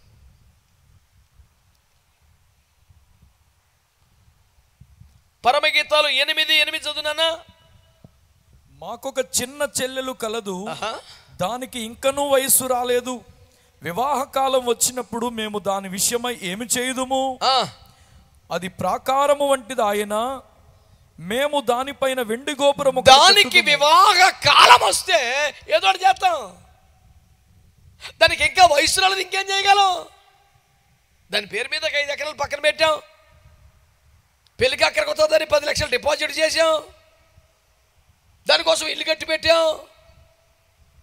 అన్నదమ్ములు అందరూ కూడా తలకు రూపాయి వేసుకుందాం, ఘనంగా చేద్దామని ఫిక్స్ అయిపోయాం. మరి అంత ఫిక్స్ అయిపోతే చేసేయచ్చు కదరా. చిన్నపిల్ల ఇంకానే. మీకు అర్థమైంది పాయింట్? మాకు ఒక చిన్న చెల్లె కలదు, దానికి ఇంకనూ వయస్సు రాలేదు. వివాహ కాలం వస్తే అవసరమైతే ప్రాకారంగా తయారైతే గోపురం కడితే ఏదో ఒకటి చేస్తాం, ముందు వయసు రావాలి కదా. అంటే ఎవరిని సిద్ధపరచగలం, ఎవరిని తయారు చేయగలం, ఎవరిని ఆయత్తపరచగలం? నువ్వు రాకడను ప్రేమించినా, రాకడను నమ్మినా, నోటితో ఒప్పుకున్నా, స్వయంగా ప్రసంగాలే చేసినా, ఎన్ని కానుకలు ఇచ్చినా నిన్ను పెండ్లి కుమార్తెగా సిద్ధపరచడం సాధ్యపడదు. ఎవరిని సిద్ధపరచగలమంటే వయస్సు వచ్చిన వారిని మాత్రమే సిద్ధపరచగలం. ఆమేన్ చెప్పండి గట్టిగా. వయస్సు వచ్చిన వారు అనండి గట్టిగా. ఏ వయస్సు? పెండ్లి వయస్సు. ఏ వయస్సు? రాకడ వయస్సు. ఏ వయస్సు? ఎత్తబడే వయస్సు. ఏ వయస్సు? పెండ్లి కుమార్తెగా అలంకరించబడకు తగిన వయస్సు. మాట్లాడడానికి, తిరుగుబాటు చేయడానికి, భాషలు ఎట్టగారు మాట్లాడడానికి, కౌంటర్ మెసేజ్లు పెట్టడానికి ఈ అన్నిటికీ వయసు వచ్చేసింది. పెండ్లి కుమార్తెగా ఎదిగే వయసే రాలా. ఈ వయసుకి, శరీర వయసుకి, ఆత్మలో ఉన్న వయసుకి తేడా ఉంది కదా. ఉదాహరణకి యేసుక్రీస్తు ప్రభువారు శరీరధారి గర్భం మీద పరిచయం చేస్తున్న కాలంలో ధర్మశాస్త్రోపదేశకులు, శాస్త్రులు, పరిచయులు, పెద్ద మనుషులు చాలామంది వచ్చారుగా. వాళ్ళు యేసు ప్రభుని చిన్న పిల్లాడి కింద జమగట్టి, ఎందుకంటే వాళ్ళకి 70, 80, ఈయనకి 30. నువ్వేదయ్యా మాకు చెప్పేది? పిల్లోడివే, మా కళ్ళ ముందు పుట్టి పెరిగావు. ఇతడు వడ్లవాని కుమారుడు కాదా, మరి యోసేపుల కుమారుడు కాదా, మన కళ్ళ ముందు పెరిగిన వాడు కాదా అని ఒక్కొక్క డైలాగులు కొడుతున్నాడు. మా తండ్రి అబ్రహాము దినమును మొదలుకొని మేము ఆధ్యాత్మికతలో పెరిగిన వారం, పెద్దలం, ధర్మశాస్త్రోపదేశకులం. ఆఫ్టర్ ఆల్ ఇవాళ 30 years యంగ్ బాయ్ అని డైలాగులు కొడుతున్నారు. అప్పుడు యేసు ప్రభు చూసి మీ తండ్రి అబ్రహాము కంటే నేను ముందున్నాను అన్నాడు. What are you talking man? నీకు 30 ఏండ్లైనా లేవే, మా తండ్రి అబ్రహాము కంటే ముందుంటివా, ఏమనుచుంటివి అన్నారు. ఆ మైకిల డైలాగులు అని. మీ తండ్రి అబ్రహాము నా దినము చూతునని మిగులు ఆశించను, చూసి ఆనందించను అన్నాడు. ఏంటేటేటే మా పితరుడు, మా తండ్రి తాత తాత తాత తాత తాత తాత ముత్తాతలకు తాత ఆ అబ్రహం గారు నీ దినమును చూడాలని ఆశించాడా? చూసేసి ఆనందపడిపోయాడా? ఏం మాట్లాడుతున్నావయ్యా, చెప్పోడికి ఈనోడు లోకమని విన్నాం కాబట్టి ఏదో ఒకటి చెప్తున్నాడు నువ్వు అని కలబడిపోయాడు. యేసు ప్రభు చెప్పిన మాట ఏంటి తెలుసా? ఆదికాండం 22లో మీరు కాదు, హలో చూడు, కలబడిపోతున్నారు చూడు. మోరియా కొండ మీద ఇస్సాకుకు బదులుగా ఓ గొర్రె కొమ్ములు ముళ్ళల్లో చిక్కుకుని ఉంది, చూసావు? ఆ ఏమో తీసేస్తుంది. దొరుకుతుంది, నీకు గ్యారెంటీ దొరుకుతుంది. గొర్రెపోతుని పట్టుకో.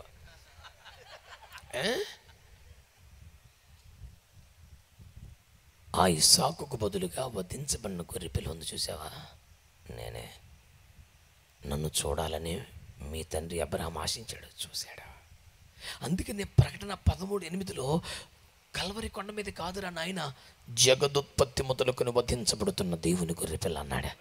2000 సంవత్సరాల క్రితం కల్వరి కొండ మీద కాదు, జగత్తు ఉత్పత్తి నుండి వధింపబడుతూనే ఉన్నాడు.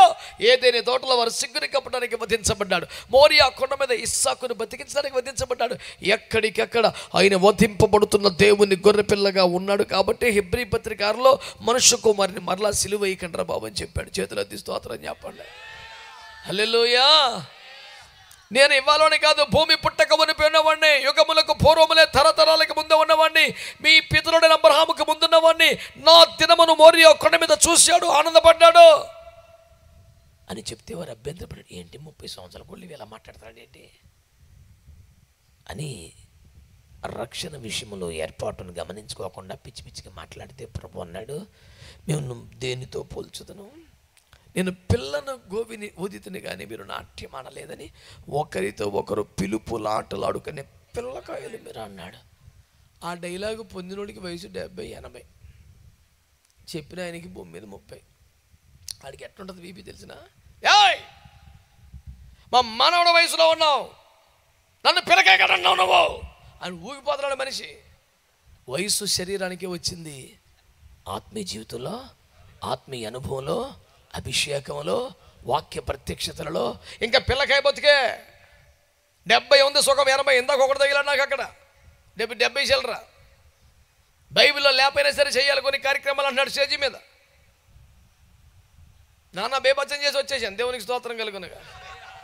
హల్లెలూయా. మళ్ళీ అందరికీ ఇంకా అనుమానం ఏమనక్కల, మీరు తెల్లరబడి మీకు కొత్త వార్తలు నరసపోలేనా అడవుడు చేసినట్టు మా ఊడి కొనుక్కొని చెప్తారు మీకు. సటు మార్గం లేదు, కెమెరాల ముందే కదా. యేసు రక్తమే.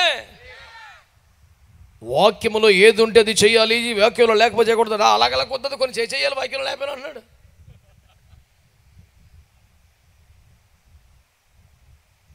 నేను కోపడుతున్నాను, పెద్దోడు కదండి అయ్య గారు. పెద్దోడు అంటే ఏం చేద్దాం ఇప్పుడు? పెద్దోడు ఏం చేద్దాం ఇప్పుడు? ఆచారం ప్రకారం చేంజ్ చేసుకో. అలా కదండి, మీరే చేయాలా? నోరు పంపించాయి. ఆయన పెద్దోడైతే నాకన్నా పెద్దోడు కానీ వాకింగ్ అయినా పెద్దోడు కాదు. కూర్చో, యేసు రక్తమే జయం.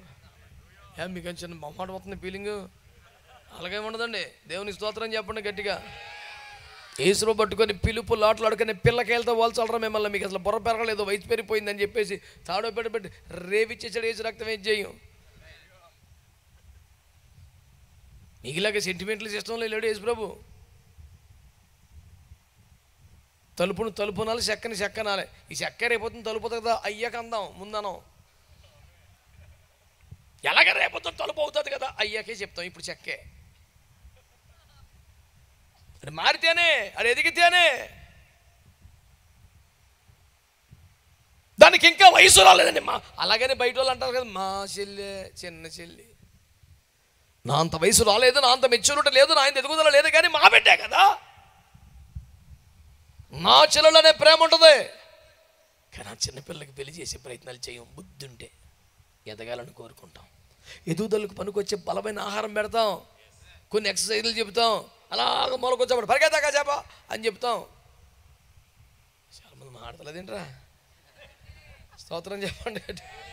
హల్లెలూయా. మా దగ్గరికి ఆ కేసులు కూడా తీసుకొస్తారు ప్రార్థన చేయమని.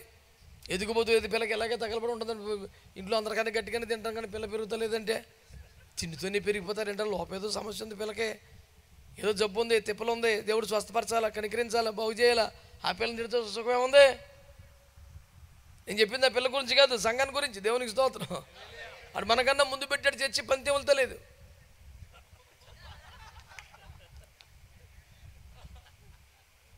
పిల్ల గిడసపరిపోయింది, పెరుగుతలేదు. ఇంట్లో మొన్న ఒక ఇంటికి వెళ్తే గుమ్మానికి పెద్దగా ఒక రాడ్డు కట్టాడు. ఒకడు ఇదేందిరా రాడ్డు కట్టావు అంటే, పిల్ల ఎదుగుతలేదని కట్టాను. ఆ పిల్లకి స్టూల్ వేసి దాన్ని 2 చేతులతో పట్టుకోమన్నాడు. పట్టుకున్న తర్వాత స్టూల్ తీసేస్తున్నాడు. ఇక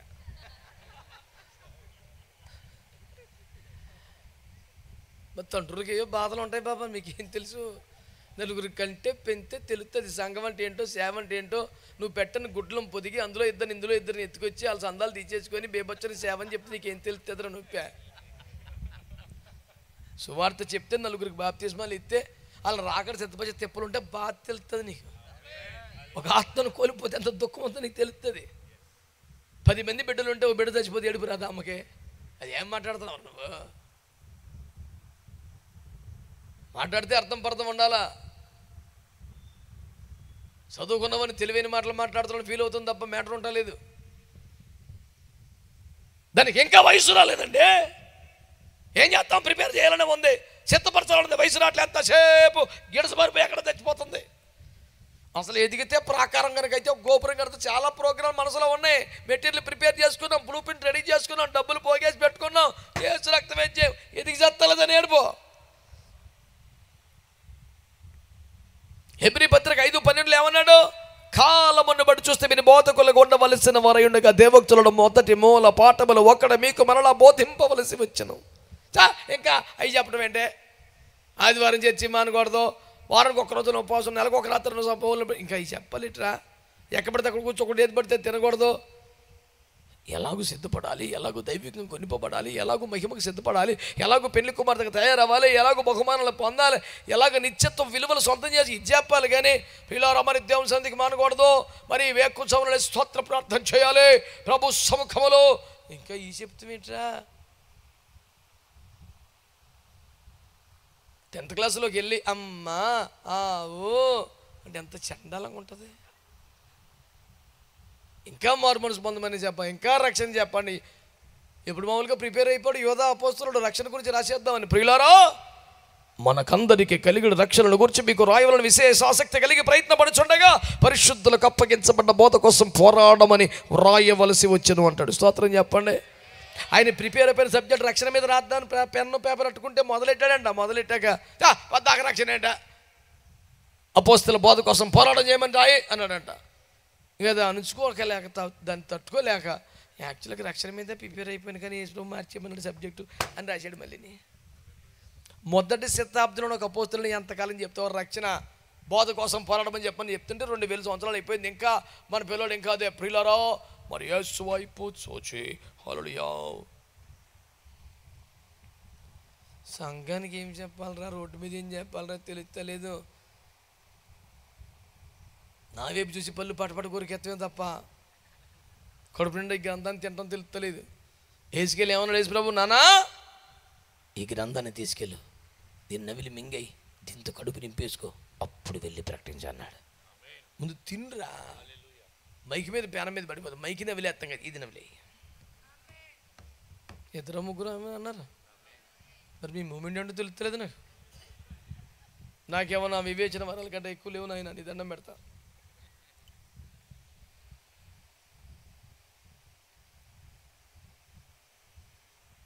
దానికి ఇంకా వయసు రాలేదు. అంటే రాకడకు సరిపడా వయస్సు రాకపోతే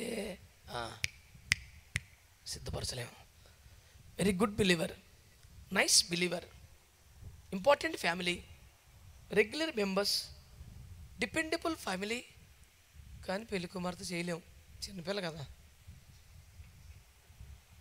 ఇప్పుడు అర్థమైతే అవునను ఆమెను అనవచ్చు కదా. మీకు అర్థమైంది కానీ మీకు అర్థమైనట్టు నాకు అర్థం అవ్వాలి కదా. నాకు వరాలు లేవు కదా, వచ్చిన బాధ అది. మీరు పలికితే ఓహో అనుకుంటాను, ఎంతకన్నా నాకు తెలియదు. దేవునికి స్తోత్రం కలుగునుగాక. ఏమన్నా నా బాధ బోధపడుతుందంటారా? నువ్వు మంచి విశ్వాసివైనా, రెగ్యులర్గా దశంభాగాలు ఇచ్చినా, నువ్వు పెండ్లి కుమార్తెకు తగిన వయస్సు ఆత్మలో ఎదుగుదల రాకపోతే సేవకుడు నిన్ను పెండ్లి కుమార్తెగా సిద్ధపరచలేడు. కన్న తండ్రి అయినా బిడ్డ మీద ప్రేమ ఉన్న వయసు రాకపోతే పెళ్లి కుమార్తెగా తయారు చేయలేం కదా. కనుక విశ్వాసులు ఆత్మలో ఎదగాలి. ఆమెనండి. రాకడ వయసులో ఎదగాలి. ఆమెనండి. బాప్తిసం మంది ఇప్పుడు 30 ఏళ్ళు లేదని ఆ లెక్క చెప్పడం కాదు, ఎదుగుదల అది కాదు. మరి నేను అప్పట్లో 1 గంట చదివేవాడిని బైబిల్, ఇప్పుడు 2 గంటలు చదువుతున్నాను. అప్పుడు 1 అరగంట ప్రార్థన చేసి ఇప్పుడు 3 గంటలు ప్రార్థన చేస్తున్నాను. అప్పుడు పాస్టర్ గారు చెప్పినా వినిపించుకున్నాను కదా, ఇప్పుడు దేవుని ఆత్మస్వరమును వినగలుగుతున్నాను. అప్పుడు కనీసం చర్చి మాటలో సేవకులు వెనకాల నడవలేకపోతున్నాను, ఇప్పుడు ఏకంగా దేవుని అడుగు జాడలు నడవగలుగుతున్నాను. ఎదుగుదలంటే అది కదా. స్తోత్రం చెప్పరే. ఎదుగుదల ఎట్లుంటుందో ఒక శాంపుల్ చూపిస్తాను చూడండి. హెబ్రీ పత్రిక 5:14 అందరూ చూడండి, ఎవరైనా చదవండి. హెబ్రీ పత్రిక 5:14. వయస్సు వచ్చిన వారు అభ్యాసము చేత మేలు కీడులను వివేచించుటకు సాధకము చేయబడిన జ్ఞానేంద్రియములు కలిగి ఉన్నారు గనుక. తమ్ముడా, వయసు వస్తే ఎట్లుంటుందంట? జ్ఞానేంద్రియాలు కాదు, సాధకము చేయబడిన జ్ఞానేంద్రియాలు అనండి. భక్తులారా, పెద్దలారా, అందరూ నోరు తెరిచి నాకు జవాబు చెప్పాలి. మీకు జ్ఞానేంద్రియాలు ఉన్నాయా? అరే నాయన, పొదిలి స్కానింగ్ తీయించుకోండి. మరి దానికి ఎలా చూస్తారండి? జ్ఞానేంద్రులు అంటే కన్ను, ముక్కు, చెవి, నాలుక, చర్మం, ఇవి ఈ 5. నువ్వు డబ్బులు ఉంటే నీకు 50 ఉండవు, నీకు కూడా 5. చీపుగా పేదోళ్ళగా నాకు 5 ఏంట్రా అంటే ఇప్పుడు 5 నాలుకలు కొని తగిలించుకుంటావా? తింగర మాటలు మాట్లాడు, డబ్బులు ఉంటే మటుకి. దేవునికి స్తోత్రం. జ్ఞానేంద్రియాలు ఎన్ని చెప్పాలి? ఎన్ని? ఇప్పుడు వాక్యం అంటుంది వయస్సు వచ్చిన వారట. ఎవరండి? వయస్సు వచ్చిన, ఆత్మలు ఎదిగిన వారు, పెళ్లి కుమార్తె రాకడికి సిద్ధపడే వయసు వచ్చిన వారంట. ఏమంటారంట? సాధకము చేయబడిన జ్ఞానేంద్రియములు కలిగి ఉంటారు. దేవునికి స్తోత్రం కలుగునగాక. సాధకము అనండి. సాధన, ఎక్సర్సైజ్, ప్రాక్టీస్. అది దేనికి ఉండాలి? ఎక్సర్సైజు దేనికి ఉండాలి? ప్రాక్టీసు. మాకు తెలిసిన పాస్టర్ గారు ఉన్నారు, రోజు 3 గంటలు జిమ్లో ఉంటాడు ఆయన. పాస్టర్ గారు అయితే జిమ్కి వెళ్తాం తప్పేమనట్లేదు, ఎక్సర్సైజ్ చేస్తే తప్పండి, వాకింగ్ వెళ్తే తప్ప అంటలేదు. మరి 3 గంటల ప్రపంచం తలకింద లేకపోతే 3 గంటలు జిమ్ చేస్తాడు. శీల ఇలా తిరిగిపోయి ఉంటాయి కంటలండి. వాటి గురించి హాఫ్ హ్యాండ్ చెట్లు వేస్తాడు. ఎప్పుడు ఇలా సొక్కా చిరిగిపోద్దేమో అలా ఉంటే పట్టేసి ఉంటుంది. ఆ మైక్ కూడా ఇలా పట్టుకుంటాడు. ఇది ఇలా చిరిగిపోయినట్టుగా ఉంటుంది. మళ్ళీ కాసేపు ఇలా పట్టుకుంటాడు. మొత్తం 8 పలకలు 6 పలకలు ఉంటాయి. అన్నీ లెక్కెడుతుంటాడు ఎప్పటికప్పుడు. నన్ను చూడకండి, ఇది ఫ్యామిలీ ప్యాక్, దేశరక్తం ఏం చేయం. 6 ప్యాక్ 8 ప్యాక్ ఏమి లేదు. మన ఆయన చూస్తున్నాడు చూడు. దేవుని స్తోత్రం. ఏదో ప్రభువులా బలపరిచాడు. స్తోత్రం. హల్లెలూయా.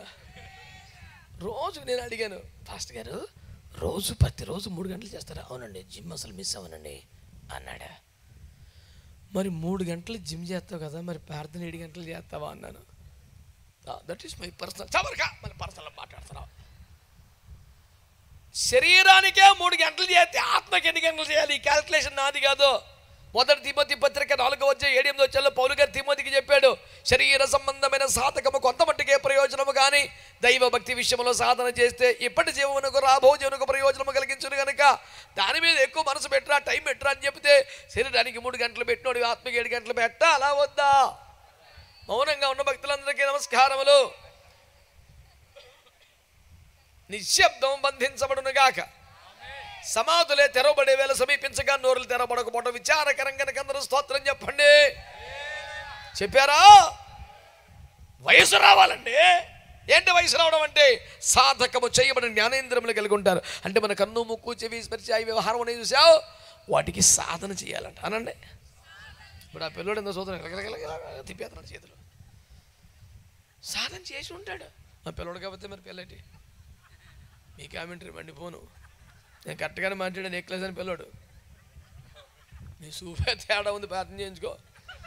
దేవునికి స్తోత్రం కలుగునుగా. ఇలగిలగిలగిల అన్నాడు. మరి అదే నాకే నేనంట తెగుల్సేవద్దు చెయ్యి. అప్పటికి జాగ్రత్తగా సారీగా అనే బడికి రాకుండా వచ్చేది. లోపు సాధన చేస్తే అట్టుంటుంది పని. స్తోత్రం చెప్పరే. తొక్కి నారదీ చేసినట్టుగా ఒక రాకబెట్టి నొక్కేస్తున్నాడు. సాధన అండి. ఇలాంటి సాధనట మనకి జ్ఞానేంద్రియాల మీద ఉండాలంట. వయసు వస్తే అట్టుంటుంది బతుకని చెప్పాడు. పెద్ద మాటలు మాట్లాడతాం, మైక్లో చెలరకపోతాం, చేయి మీద అరిచేస్తాం, పాషగాని కాలర్లా కొట్టేస్తాం, చర్చి అకౌంట్ చెప్పంటాం, నేను పెద్దను అంటాం, చర్చిలో వ్యాపారం పెట్టేస్తాం. లేదా 21 వచ్చే మత్తయి సువార్తలు పెద్దలు ఏం చేశారు? గుళ్ళు క్రయ విక్రయాలు, వాళ్ళే పెద్దలు. అక్కడ అమ్మకం, కోడిగుడ్డ 300, ఆనపకాయ 500. వ్యాపారం సంతలో కూడా ఇక్కడ తగలబడ్డాడు మన పేనానికి. పాస్టర్ గారు మీరు టూ మచ్గా మాట్లాడుతున్నారు, ఇది మమ్మల్ని అవమానిస్తున్నారు, ఆ డబ్బును మేము జోబులు వేసుకుంటామా, తింటామా? చర్చి డెవలప్మెంట్ గారు చర్చి డెవలప్మెంట్ నీ చేతిలో పెట్టండి. ట్రేస్ బాబు బయలుదేరిపోయాడు. ఎండోమెంట్ డిపార్ట్మెంట్ ఒకడు. I will build my church అన్నాడు. నేను నా సంఘమును కట్టుతున్నాడా? నువ్వు నేను ఎక్కడ ఆయన చేతి పని కొత్త పెద్ద పోటుగలం బయలుదేరిపోయావా? ఆయన సంఘాన్ని ఎట్లా డెవలప్ చేస్తా ఆయన తెలీదా? నువ్వు బయలుదేరావా? పెద్ద కమిటీ దీనికోటి, మళ్ళీని president report, secretary report, treasury movement.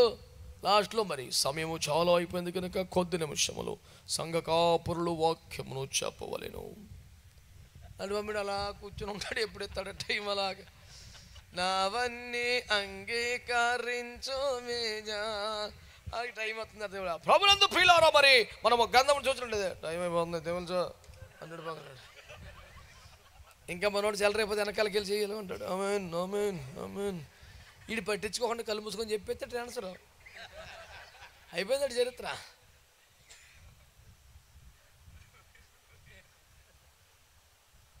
సంఘ పెద్దలకు నేనేం వ్యతిరేకమా? మాకు ఉన్నారు వ్యతిరేకమేం కాదు. బంగారు లడ్డూలు ఉన్నారు రేజు రక్తం విజయం వ్యతిరేకమేం కాదు. సంఘ పెద్దలు అంటే ఏం తెలుసా? పాస్టర్ గారు లేకపోతే వెళ్ళి రోగులకు ప్రార్థన చేసి స్వస్థపరిచే అభిషేకంతో ఉండాలి.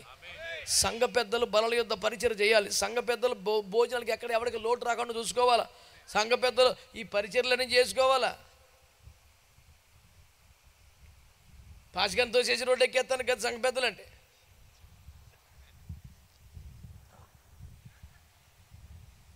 నీకు సడన్గా ఏం గుర్తుకొచ్చింది?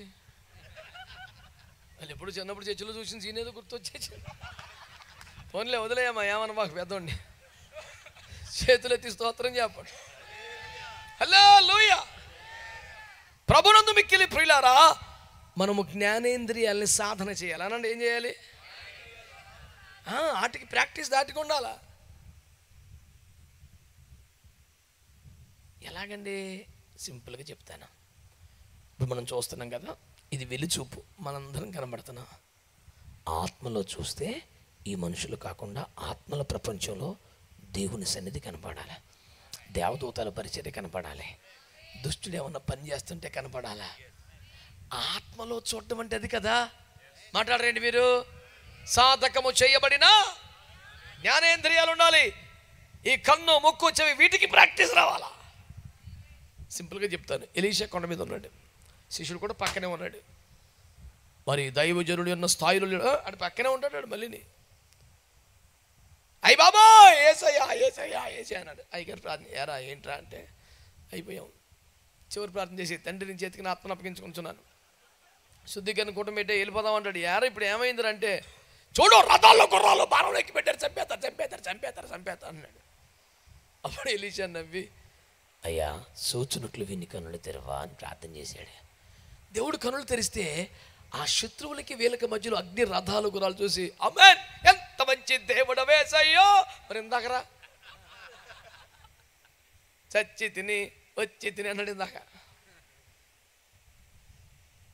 అంటే శిష్యుడు అదే కొండ మీద ఉన్నాడు, కానీ తనకు సాధన చేయబడిన జ్ఞానేంద్రియాలు లేవు.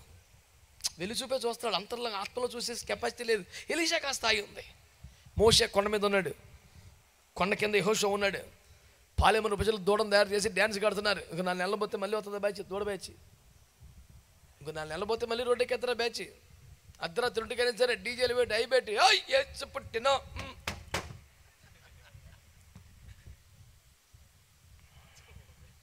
అదే మన గొర్రెపిల్ల బ్యాచ్, దూడ బ్యాచ్.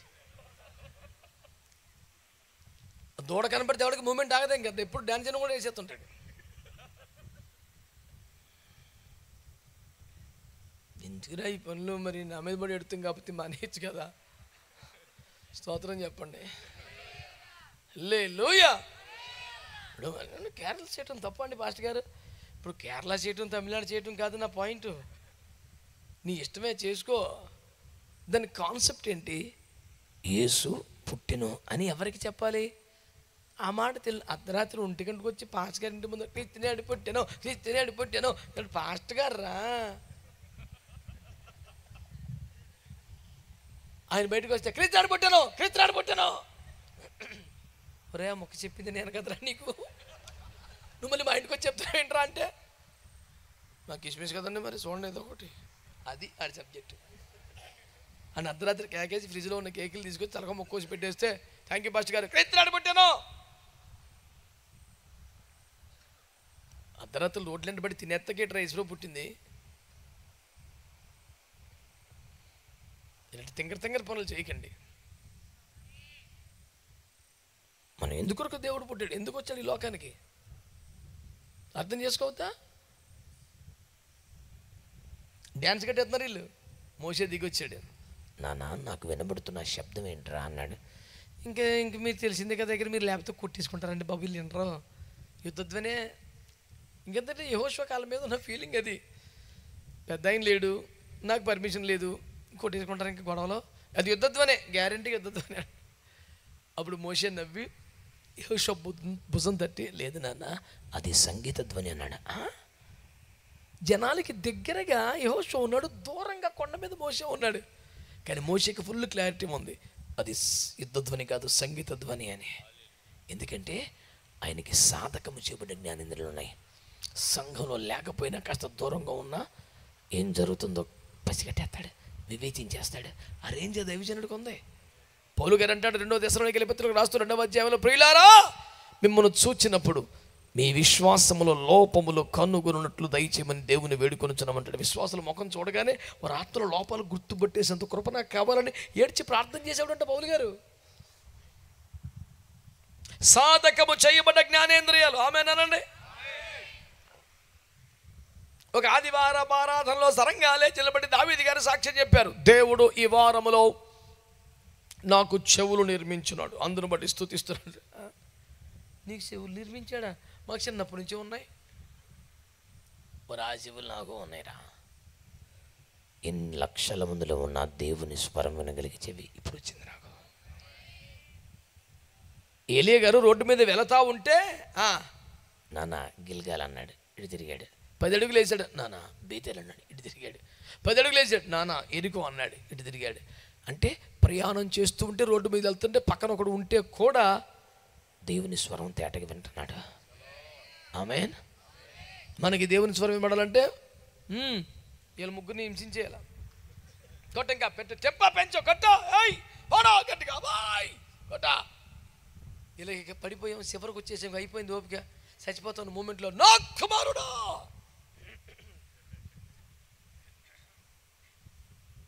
నడుతూ ఈనేస్తున్నాడు. పాత నిబంధనల భక్తులకి అంత అభిషేకం ఉంటే కొత్త నిబంధనకు పెరగాల తగ్గాల? మరి ఇంకేంటి మరి, ఇంకా పేడచోళ్ళు తిప్పలు పెట్టేస్తుంటే మనం చూసాను ఒకడిని, అడు కొడతలేదు, దానికి ఆటోమేటిక్ రిథం పెట్టేశాడు అందులో. మరి అంత టెంపో కొడితే అడెక్కడ కొడతాడు, చేతులు చచ్చిపోతాయి కదా. కోరుకున్న టెంపో పెట్టేసి కూర్చున్నాడు, మనం ఫీల్ అవుతాం, డబ్బులు ఎందుకు ఉత్తినే ఇచ్చేస్తాం అనుకుంటాడు, ఉత్తినట్టు అన్నాడు. దానికి ముందే చెప్పేశాడు ఏమేమి కొట్టుకోవాలో, అది కొట్టేసుకుంటుంది పొలమని. మరి ఎంతకని కొడతారు, అల్లుమటికి చేతులు కదా. నేను చెప్పింది అబద్ధమా చిన్న? మరే అంత అలిసిపోతే దేవుని స్వరం అక్కర్లేదు నాన్న. కూర్చుంటే నడుస్తుంటే మిక్కిలి నిమ్మలముగా మాట్లాడు దేవుని స్వరం వినుటకు చెప్పండి. సాధన జరగాలి. ఇన్ని సంవత్సరాలు పాఠ్య చెప్పిన మాట ఇన్ని చెత్తలేదు, బైబిల్ చదువుతుండే అందులో వాక్యమే నీకు సరిగ్గా అర్థమై చెత్తలేదు. దేవుని ఆత్మస్వరం 65 పుస్తకాలు దేవుని వాక్యమా కదా? మాట్లాడండి. మొత్తం ఎన్ని పుస్తకాలు? మొదట 65 దేవుని పుస్తకాలే కదా, దేవుని వాక్యమే కదా, దేవుడి మాట కాదా? కానీ 66వ పుస్తకం ఏమో తెలుసా? ఆత్మ చెప్పుచున్న మాట చెవిగలవాడు వినుగాక.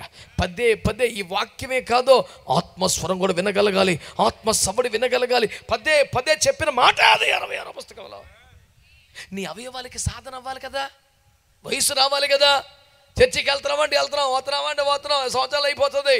మరి ప్రతి సంవత్సరం నుంచి అలా భారీ ఎత్తున కార్యక్రమాలు చేస్తూ ఉంటాం.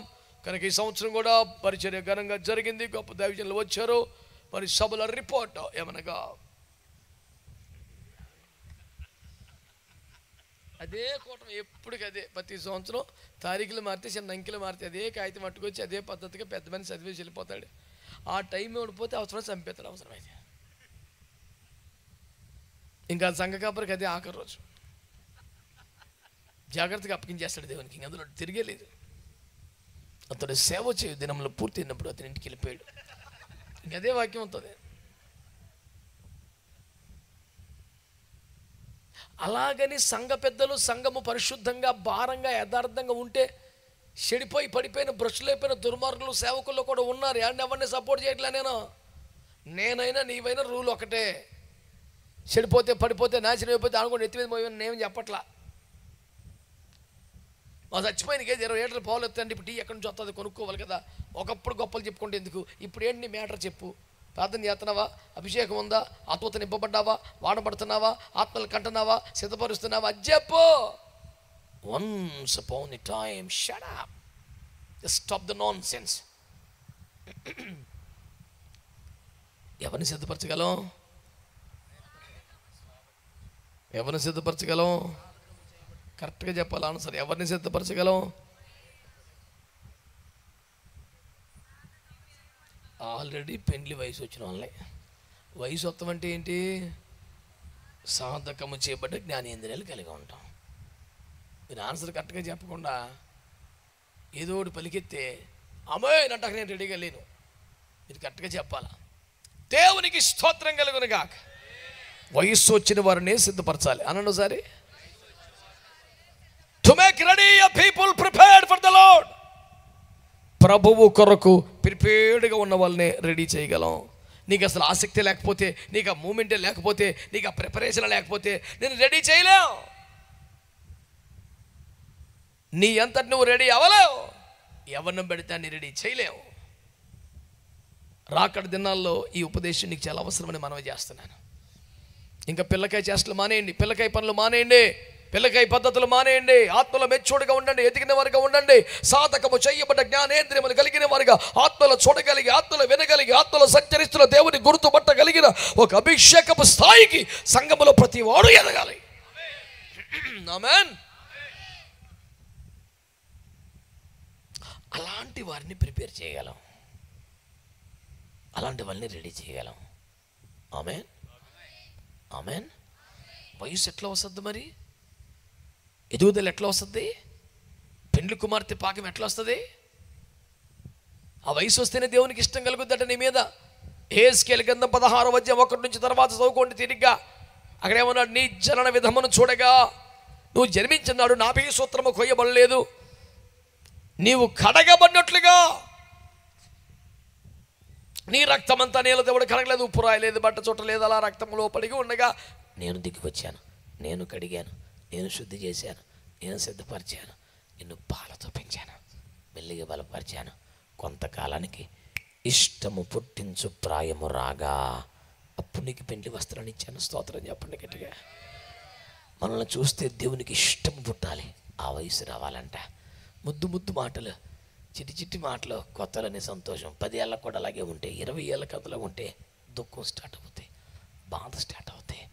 నువ్వు ఆత్మలో ఎదగాలి, ఆత్మలో చూడగలగాలి, ఆత్మస్వరం వినగలగాలి, ఆత్మ సంచారమును గమనించగలగాలి. సాధకము చేయబడిన జ్ఞానేంద్రియములు కలిగిన వాడు అయితేనే నిన్ను రాకడకు సిద్ధపరచగలం. దేవునికి స్తోత్రం చెప్పండి, అందరు గట్టిగా చెప్పండి.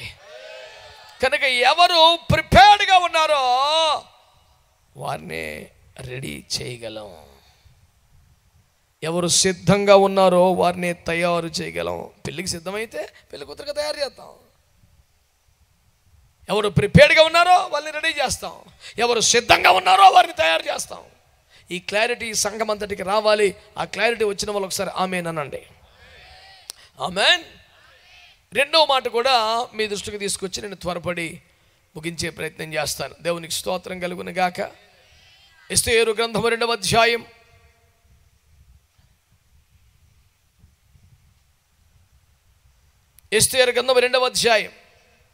15 నుంచి 17 దాకా. మొర్దెకై తన కుమార్తెగా స్వీకరించుకున్న తన పినతండ్రి అయిన అబీహయీలు కుమార్తెయగు ఎస్తేరు రాజునొద్దకు వెలుటకు వంతు వచ్చినప్పుడు స్త్రీలను కాయు రాజు యొక్క షండ్రుడైన హేగే నిర్ణయించిన అలంకారము గాక ఆమె మరి ఏమీయూ కోరలేదు. ఎస్తేరును చూచిన వారందరికీ ఆమె యందు దయ పుట్టెను. ఈ ప్రకారము ఎస్తేరు రాజైన అహష్వరోషు ఏలుబడినందు 7వ సంవత్సరమున టెబెతు అను 10వ నెలలో రాజనగరులోనికి అతని యొద్దకు పోగా స్త్రీలందరికంటే రాజు ఎస్తేరును ప్రేమించెను. కన్యకలందరికంటే ఆమె అతని వలన దయాదాక్షిణ్యములు పొందెను. చేతులెత్తి స్తోత్రం చెప్పండి. చక్కగా తలలు పైకెత్తిన వైపు చూస్తూ వినని వాళ్ళందరూ స్తోత్రం చెప్పండి. ప్రియులారా, ఈ మాట బాగా వినండి. అంశం ఏంటి గుర్తుందా మీకు? ఎవరిని రాకడకు సిద్ధపరచగలం. అందులో మొదటి పాయింట్, మనంతట మనమే సిద్ధపడిపోగలమా? ఎవరైనా సిద్ధపరిచేవారు కావాలా? ఒకవేళ సిద్ధపరిచే దైవజనుడు మనకు అవసరమే అని అర్థమైతే, మళ్ళీ చెప్తున్నా, బాధపడకండి. మంచి మాటలు చెప్పేవాళ్ళు, ఆదరించేవాళ్ళు, స్వస్థపరిచేవాళ్ళు, విడుదల పరిచయం చేసే వీళ్ళందరూ మనకు అవసరమే.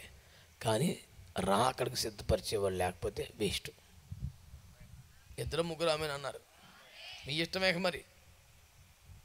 నేను ఇంకా ఎలిమెంటరీ స్కూల్కి వెళ్తామంటే ఎలా నేనేమన్నా మీ ఇష్టం అని ఇంకా కొబ్బరికి వెళ్ళి అమ్ముతాడు, ఖర్చులు అమ్ముతాడు, చేపలు అమ్ముతాడు, నువ్వు నేను ఏం చేస్తాడు రా బాబాడు. నాకు అంత అదొక బరువుగా ఉండేదండి, అదొక లాగు నీకు వచ్చి ప్యానం తేలిపోయింది. ఇప్పుడు ఈ తేలిపోతే ఏం చేస్తావు, ఎగిరిపోతావా? అదొక పెద్ద సాక్ష్యం. దానికి 3 కెమెరాలు, 4 పట్టుకొస్తాం, వానికి కింద పడదొస్తాం, 6 దుప్పటికెప్తాం, 3 లేపుతాం. ఏంట్రా ఈ కోటం? నా మీద పడి ఎడతాడు ఒక్కొక్కడు. మళ్ళీని నేను చెప్పాను, నీ పరిచయలో గొప్పవారు ఎవరు చెప్పండి అన్నాను. ఎవడు మాట్లాడతలేదు. పడగొట్టినోడు కాదు, లేపినోడే అన్నాను. అదేంటన్నాడు, శుభ్రం నుంచినోడు పడగొడితే గొప్ప, ఎందుకు పడిపోయినోడు లేపినోడు గొప్పడు కదా. ఎంత బాధ వచ్చేస్తుందో ఒకడికి. నేనేం చేయను.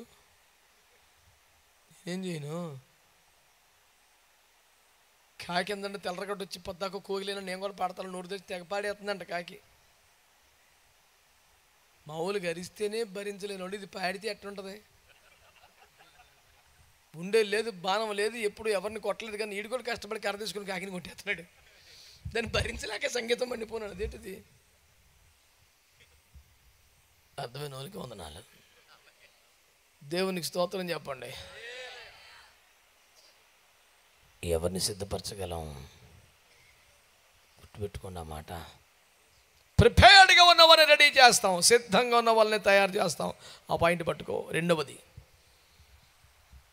ఎస్తేరుతో పాటు స్వయంవరానికి వేలాది మంది కన్యకులు సమకూర్చబడ్డారు, షూషను కోటలోకి చేర్చబడ్డారు, అంతఃపురములోనికి తరలించబడ్డారు. హేగే నేతృత్వంలో, నడిపింపులో షండులు వారికి కావలసినవన్నీ చూస్తున్నారు. 127 సంస్థానములు, ఆయా ప్రాంతములు, విశ్వాసములు, కులములు, మతములకు గుర్తు. షూషను కోట దేవుని సంఘం. షూషను కోటలో శ్రేష్టమైన అంతఃపురం, రాకడికి సిద్ధపరిచే మహిమ కలిగిన సంఘం. దేవునికి స్తోత్రం చెప్పండి. షూషను కోటలోకి వచ్చిన వాళ్ళందరికీ పని అవ్వదు, ఈ శ్రేష్టమైన అంతఃపురానికి రాగలగాలి. పోనీ అక్కడికి వచ్చిన తర్వాత ఏం చేయాలట? శ్రద్ధగా ఈ మాటలు వినే ప్రయత్నం చేయండి. ఆ షూషను కోటలో వాళ్ళు ఏం చేశారో తెలిసిన? హేగే నడిపి అప్పగించుకున్నారు. స్నానాదులకు వారే ఏర్పాట్లు చేస్తున్నారు. ఏ సబ్బు కావాలని ఇస్తున్నారు, ఏ నగ కావాలని ఇస్తున్నారు, ఏ వస్త్రం కావాలని ఇస్తున్నారు, అన్నీ ఫ్రీ. గంజిగిలేని అమ్మగోడు ఇప్పుడు రక్తవేజయం, వజ్ర వైడూర్య మరకత మనుల కిరీటమును, స్వచ్ఛమైన బంగారము యొక్క వడ్డానమును నాకు ఇవ్వండి ఇచ్చేస్తున్నారు. నా సైజులో ఉన్నా సరే ఇవ్వటమే. రాజుగారి ఆజ్ఞ. అరే ఏది అడిగితే ఇచ్చేయండి అన్నాడు. ఇక అందరూ తగిలించేసుకుంటున్నారు, గలగల్లాడిపోతున్నారు. వంతు ఎవరి దగ్గరికి వచ్చింది? బిడ్డ నీకేం కావాలరా? ఎస్తేరు గురించి ఎవరు రాశాడు?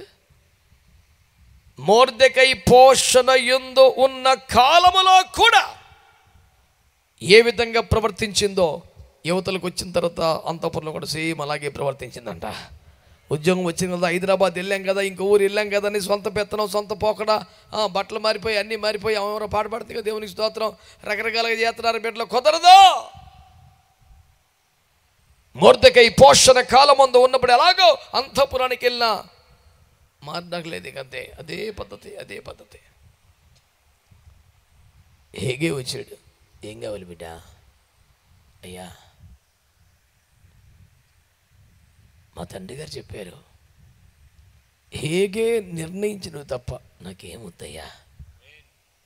ఈ షండు పోయి హేగే, ఆమె ఎవరో నీకేం కావాలని చెప్తలేదు, మీరు ఇచ్చిందే వేసుకుంటాను అంటుంది, మీ మీద పెట్టేసిన దగ్గరంటే ఎవడరా పిల్ల అని ఆయన ఆసక్తిగా వచ్చాడు. ఏంది బిడ్డ అంటే, అవునయ్యా మీ ఇష్టం అయ్యా, నాకు ఏం కోరికలు లేవయ్యా, ఫలాన్ని ధరించాలి ఏం లేదయ్యా, మీరు ఏది ఇస్తే అదేనయ్యా అంటే ఆయన మురిసిపోయి ఆనందపడిపోయి, ఈ రోజులు ఇలాంటి బిడ్డలు ఉంటారా? ఉచితంగా వస్తుంది కదా, ఏది అడిగినా ఇస్తారు కదా, ఏదైనా కాస్త ఖరీదైంది మంచిది కోరుకోవచ్చు కదా, ఈ తరంలో ఇలాంటి పిల్లలు ఉంటారా అని ఆనందపడిపోయి, రాజుగారికి బాగా క్లోజ్ కదా హేగే, రాజుగారి టేస్ట్లు బాగా తెలుసు కదా, ఆయనకి ఇష్టమైంది అంటే ఇతనికి తెలుసు కనుక సరిగ్గా ఒక డ్రెస్ సెలెక్ట్ చేసి ఇచ్చాడు. అది వేసుకెళ్ళిపోయింది. వేసి రక్త విజయం. ఓ గలగల ఆడిపోయిన పక్కన పెట్టించాడు. స్వాతంత్రం చెప్పండి. ఓరే నాయనో, అడుగు పెడితే నిద్రపోయిన పిల్లలు తుల్లిపళ్ళే వాళ్ళకి వెళ్ళు మన ధ్యానిస్తారు.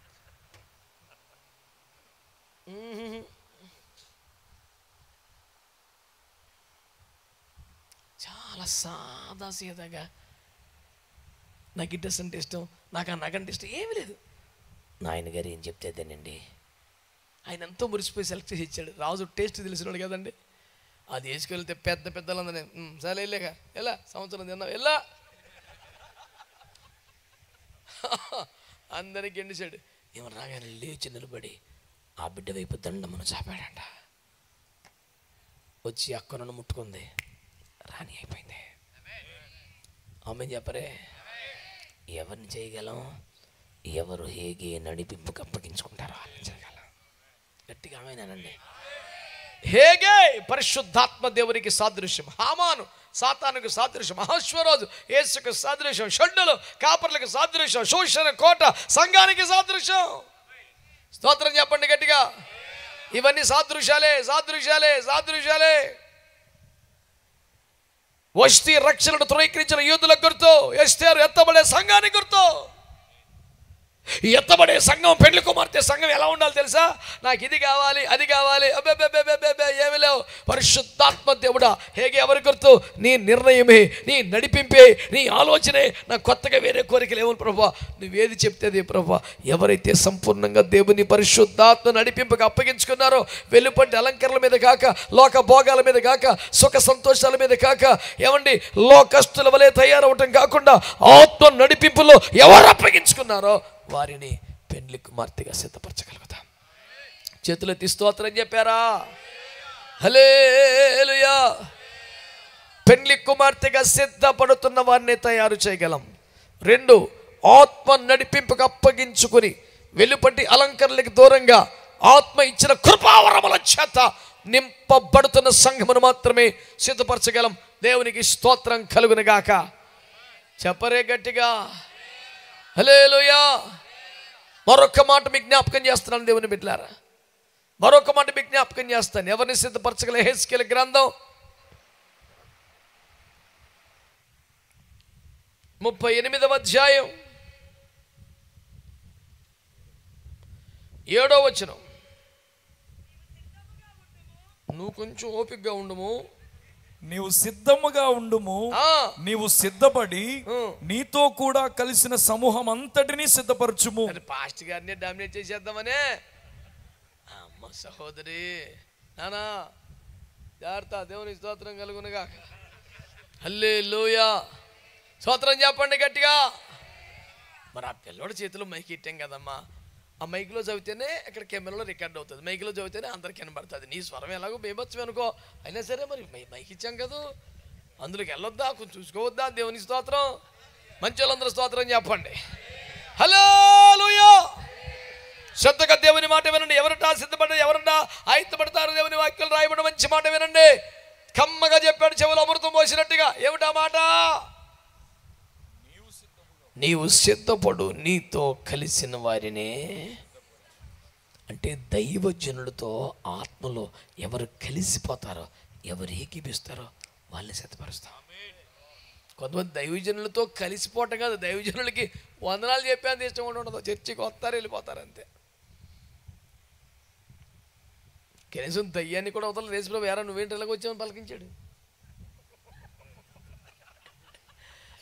యోబు 1:5 నా ఇంకెలా వస్తారేంటి కదా, వచ్చేవారన్నీ దేవదూతలు కదా, దయ్యాలు కూడా వస్తాయి కదా చర్చికి. నాకేం తెలుసు, యోబు 1:5లో ఉంది. దేవునికి స్తోత్రం. దేవదూతలు దేవుని సముఖం ముందు కనబడు దినమున అపవాది కూడా వచ్చి ఏ నువ్వేంట్రా నువ్వేంటి అంటే బొమ్మ మీద అటు ఇటు తిరుగుతూ వచ్చామండి. అలాంటి కూడా పలకరించాడు. వేసిపోయి పాస్టర్ గారిని పలకరించాడు. ఇడెవడు?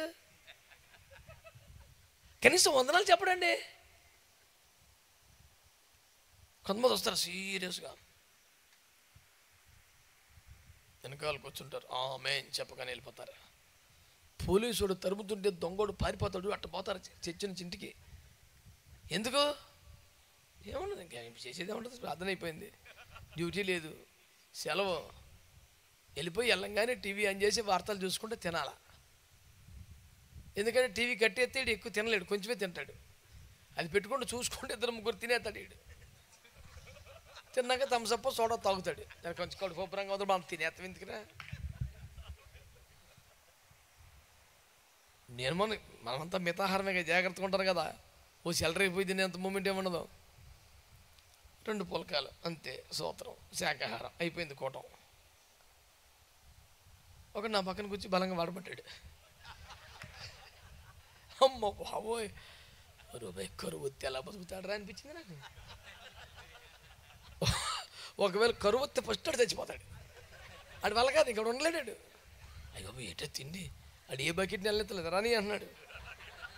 అయ్యో ఈడెవడరా బాబు అనుకున్నాడు. అయిపోయిన తర్వాత అన్న సోడ తాగుతారన్నాడు. నువ్వు తాగలరా, నాకెందుకురా సోడ, 2 పులకాలు తిన్నాను నేను.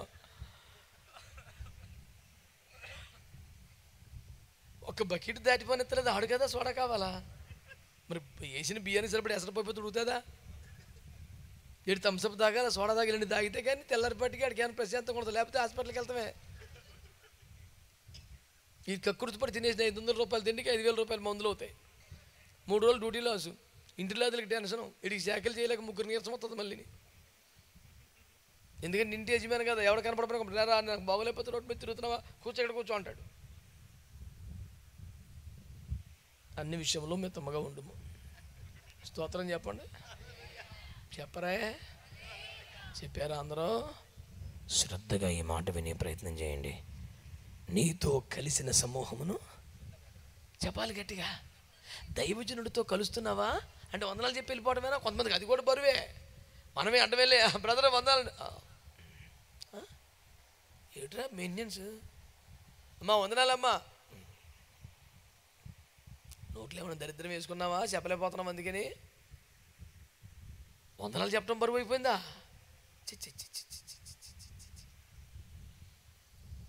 దైవజనుడితో కలవటం అనండి.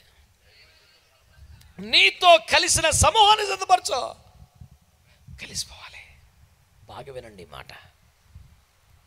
లోకాసోత 15లో తండ్రి గారికి 2 కొడుకులు. చిన్నోడు వెళ్ళిపోయాడు, పెద్దోడు మాట్లాడరే, మంచోడు, బుద్ధిమంతుడు, స్థిరుడు, తండ్రి గారిని కనిపెట్టుకుని ఉంటాడు, పొలానికి వెళ్తాడు, నమ్మకస్తుడు, అన్ని మంచి మాటలే. తమ్ముడు తిరిగి వచ్చాడని కృతజ్ఞత కూటం పెడితే ఏమంటాడు? ఈ నీ కుమారుడు నీ ఆస్తిని పాడు చేస్తే వాడి కోసం ఇంత విందు చేస్తున్నావు. నీ కుమారుడు ఏంట్రా, నీకేమవుతాడాడు? నీ ఆస్తి ఏంట్రా, మరి నీకు సంబంధం లేదా? అంటే తండ్రి ఇంటిలోనే ఉంటాడు, ఎల్లప్పుడూ ఉంటాడు, నమ్మకస్తుల్లాగా బయట అందరితో అనిపించుకుంటాడు. కానీ తండ్రి సంతోషంలో పాలు పొందడు, తండ్రి దుఃఖంలో పాలు పొందడు.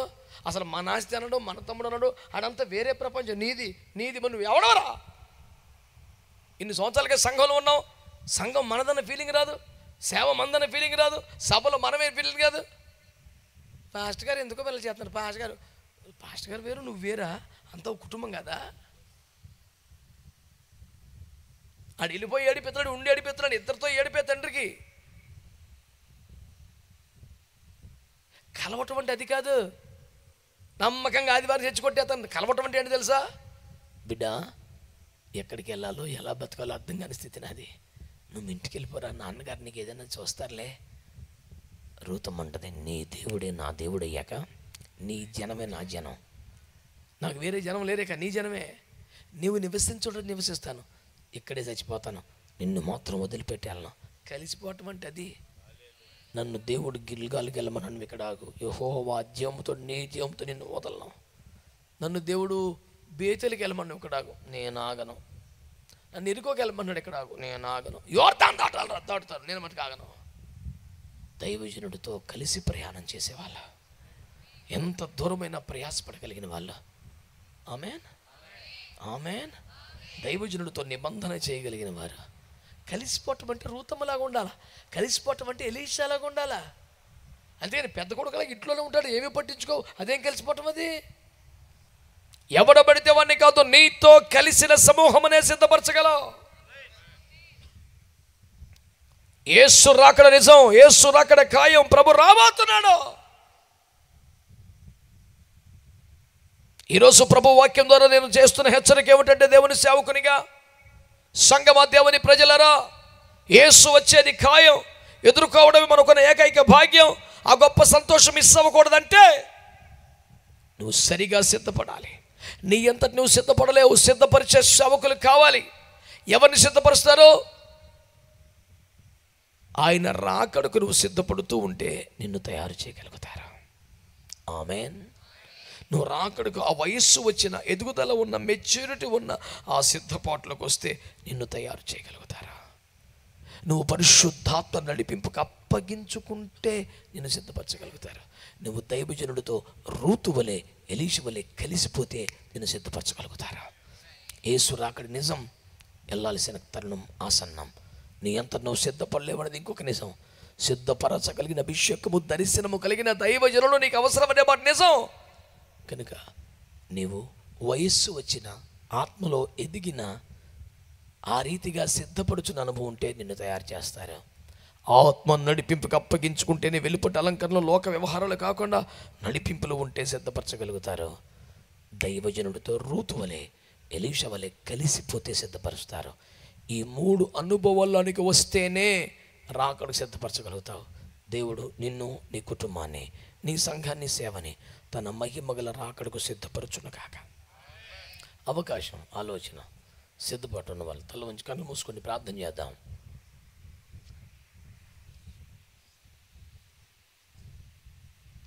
Thank you Jesus. అందరూ స్తోత్రాలు చెప్పారా? హల్లెలూయా చెప్పారా? స్తోత్రాలు. కళ్ళు మూసుకోండి, స్వరమెత్తండి, చేతులెత్తండి, ఆగకుండా కొద్దిసేపు ప్రభువుని అలాగే స్తుతించండి.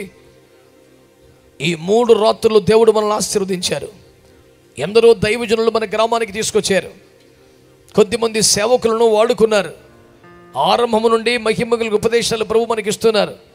చిన్న సంఘమైనా వారు కష్టపడ్డారు, ప్రయాసపడ్డారు, కన్నీరు గార్చారు, ఖర్చు పెట్టారు.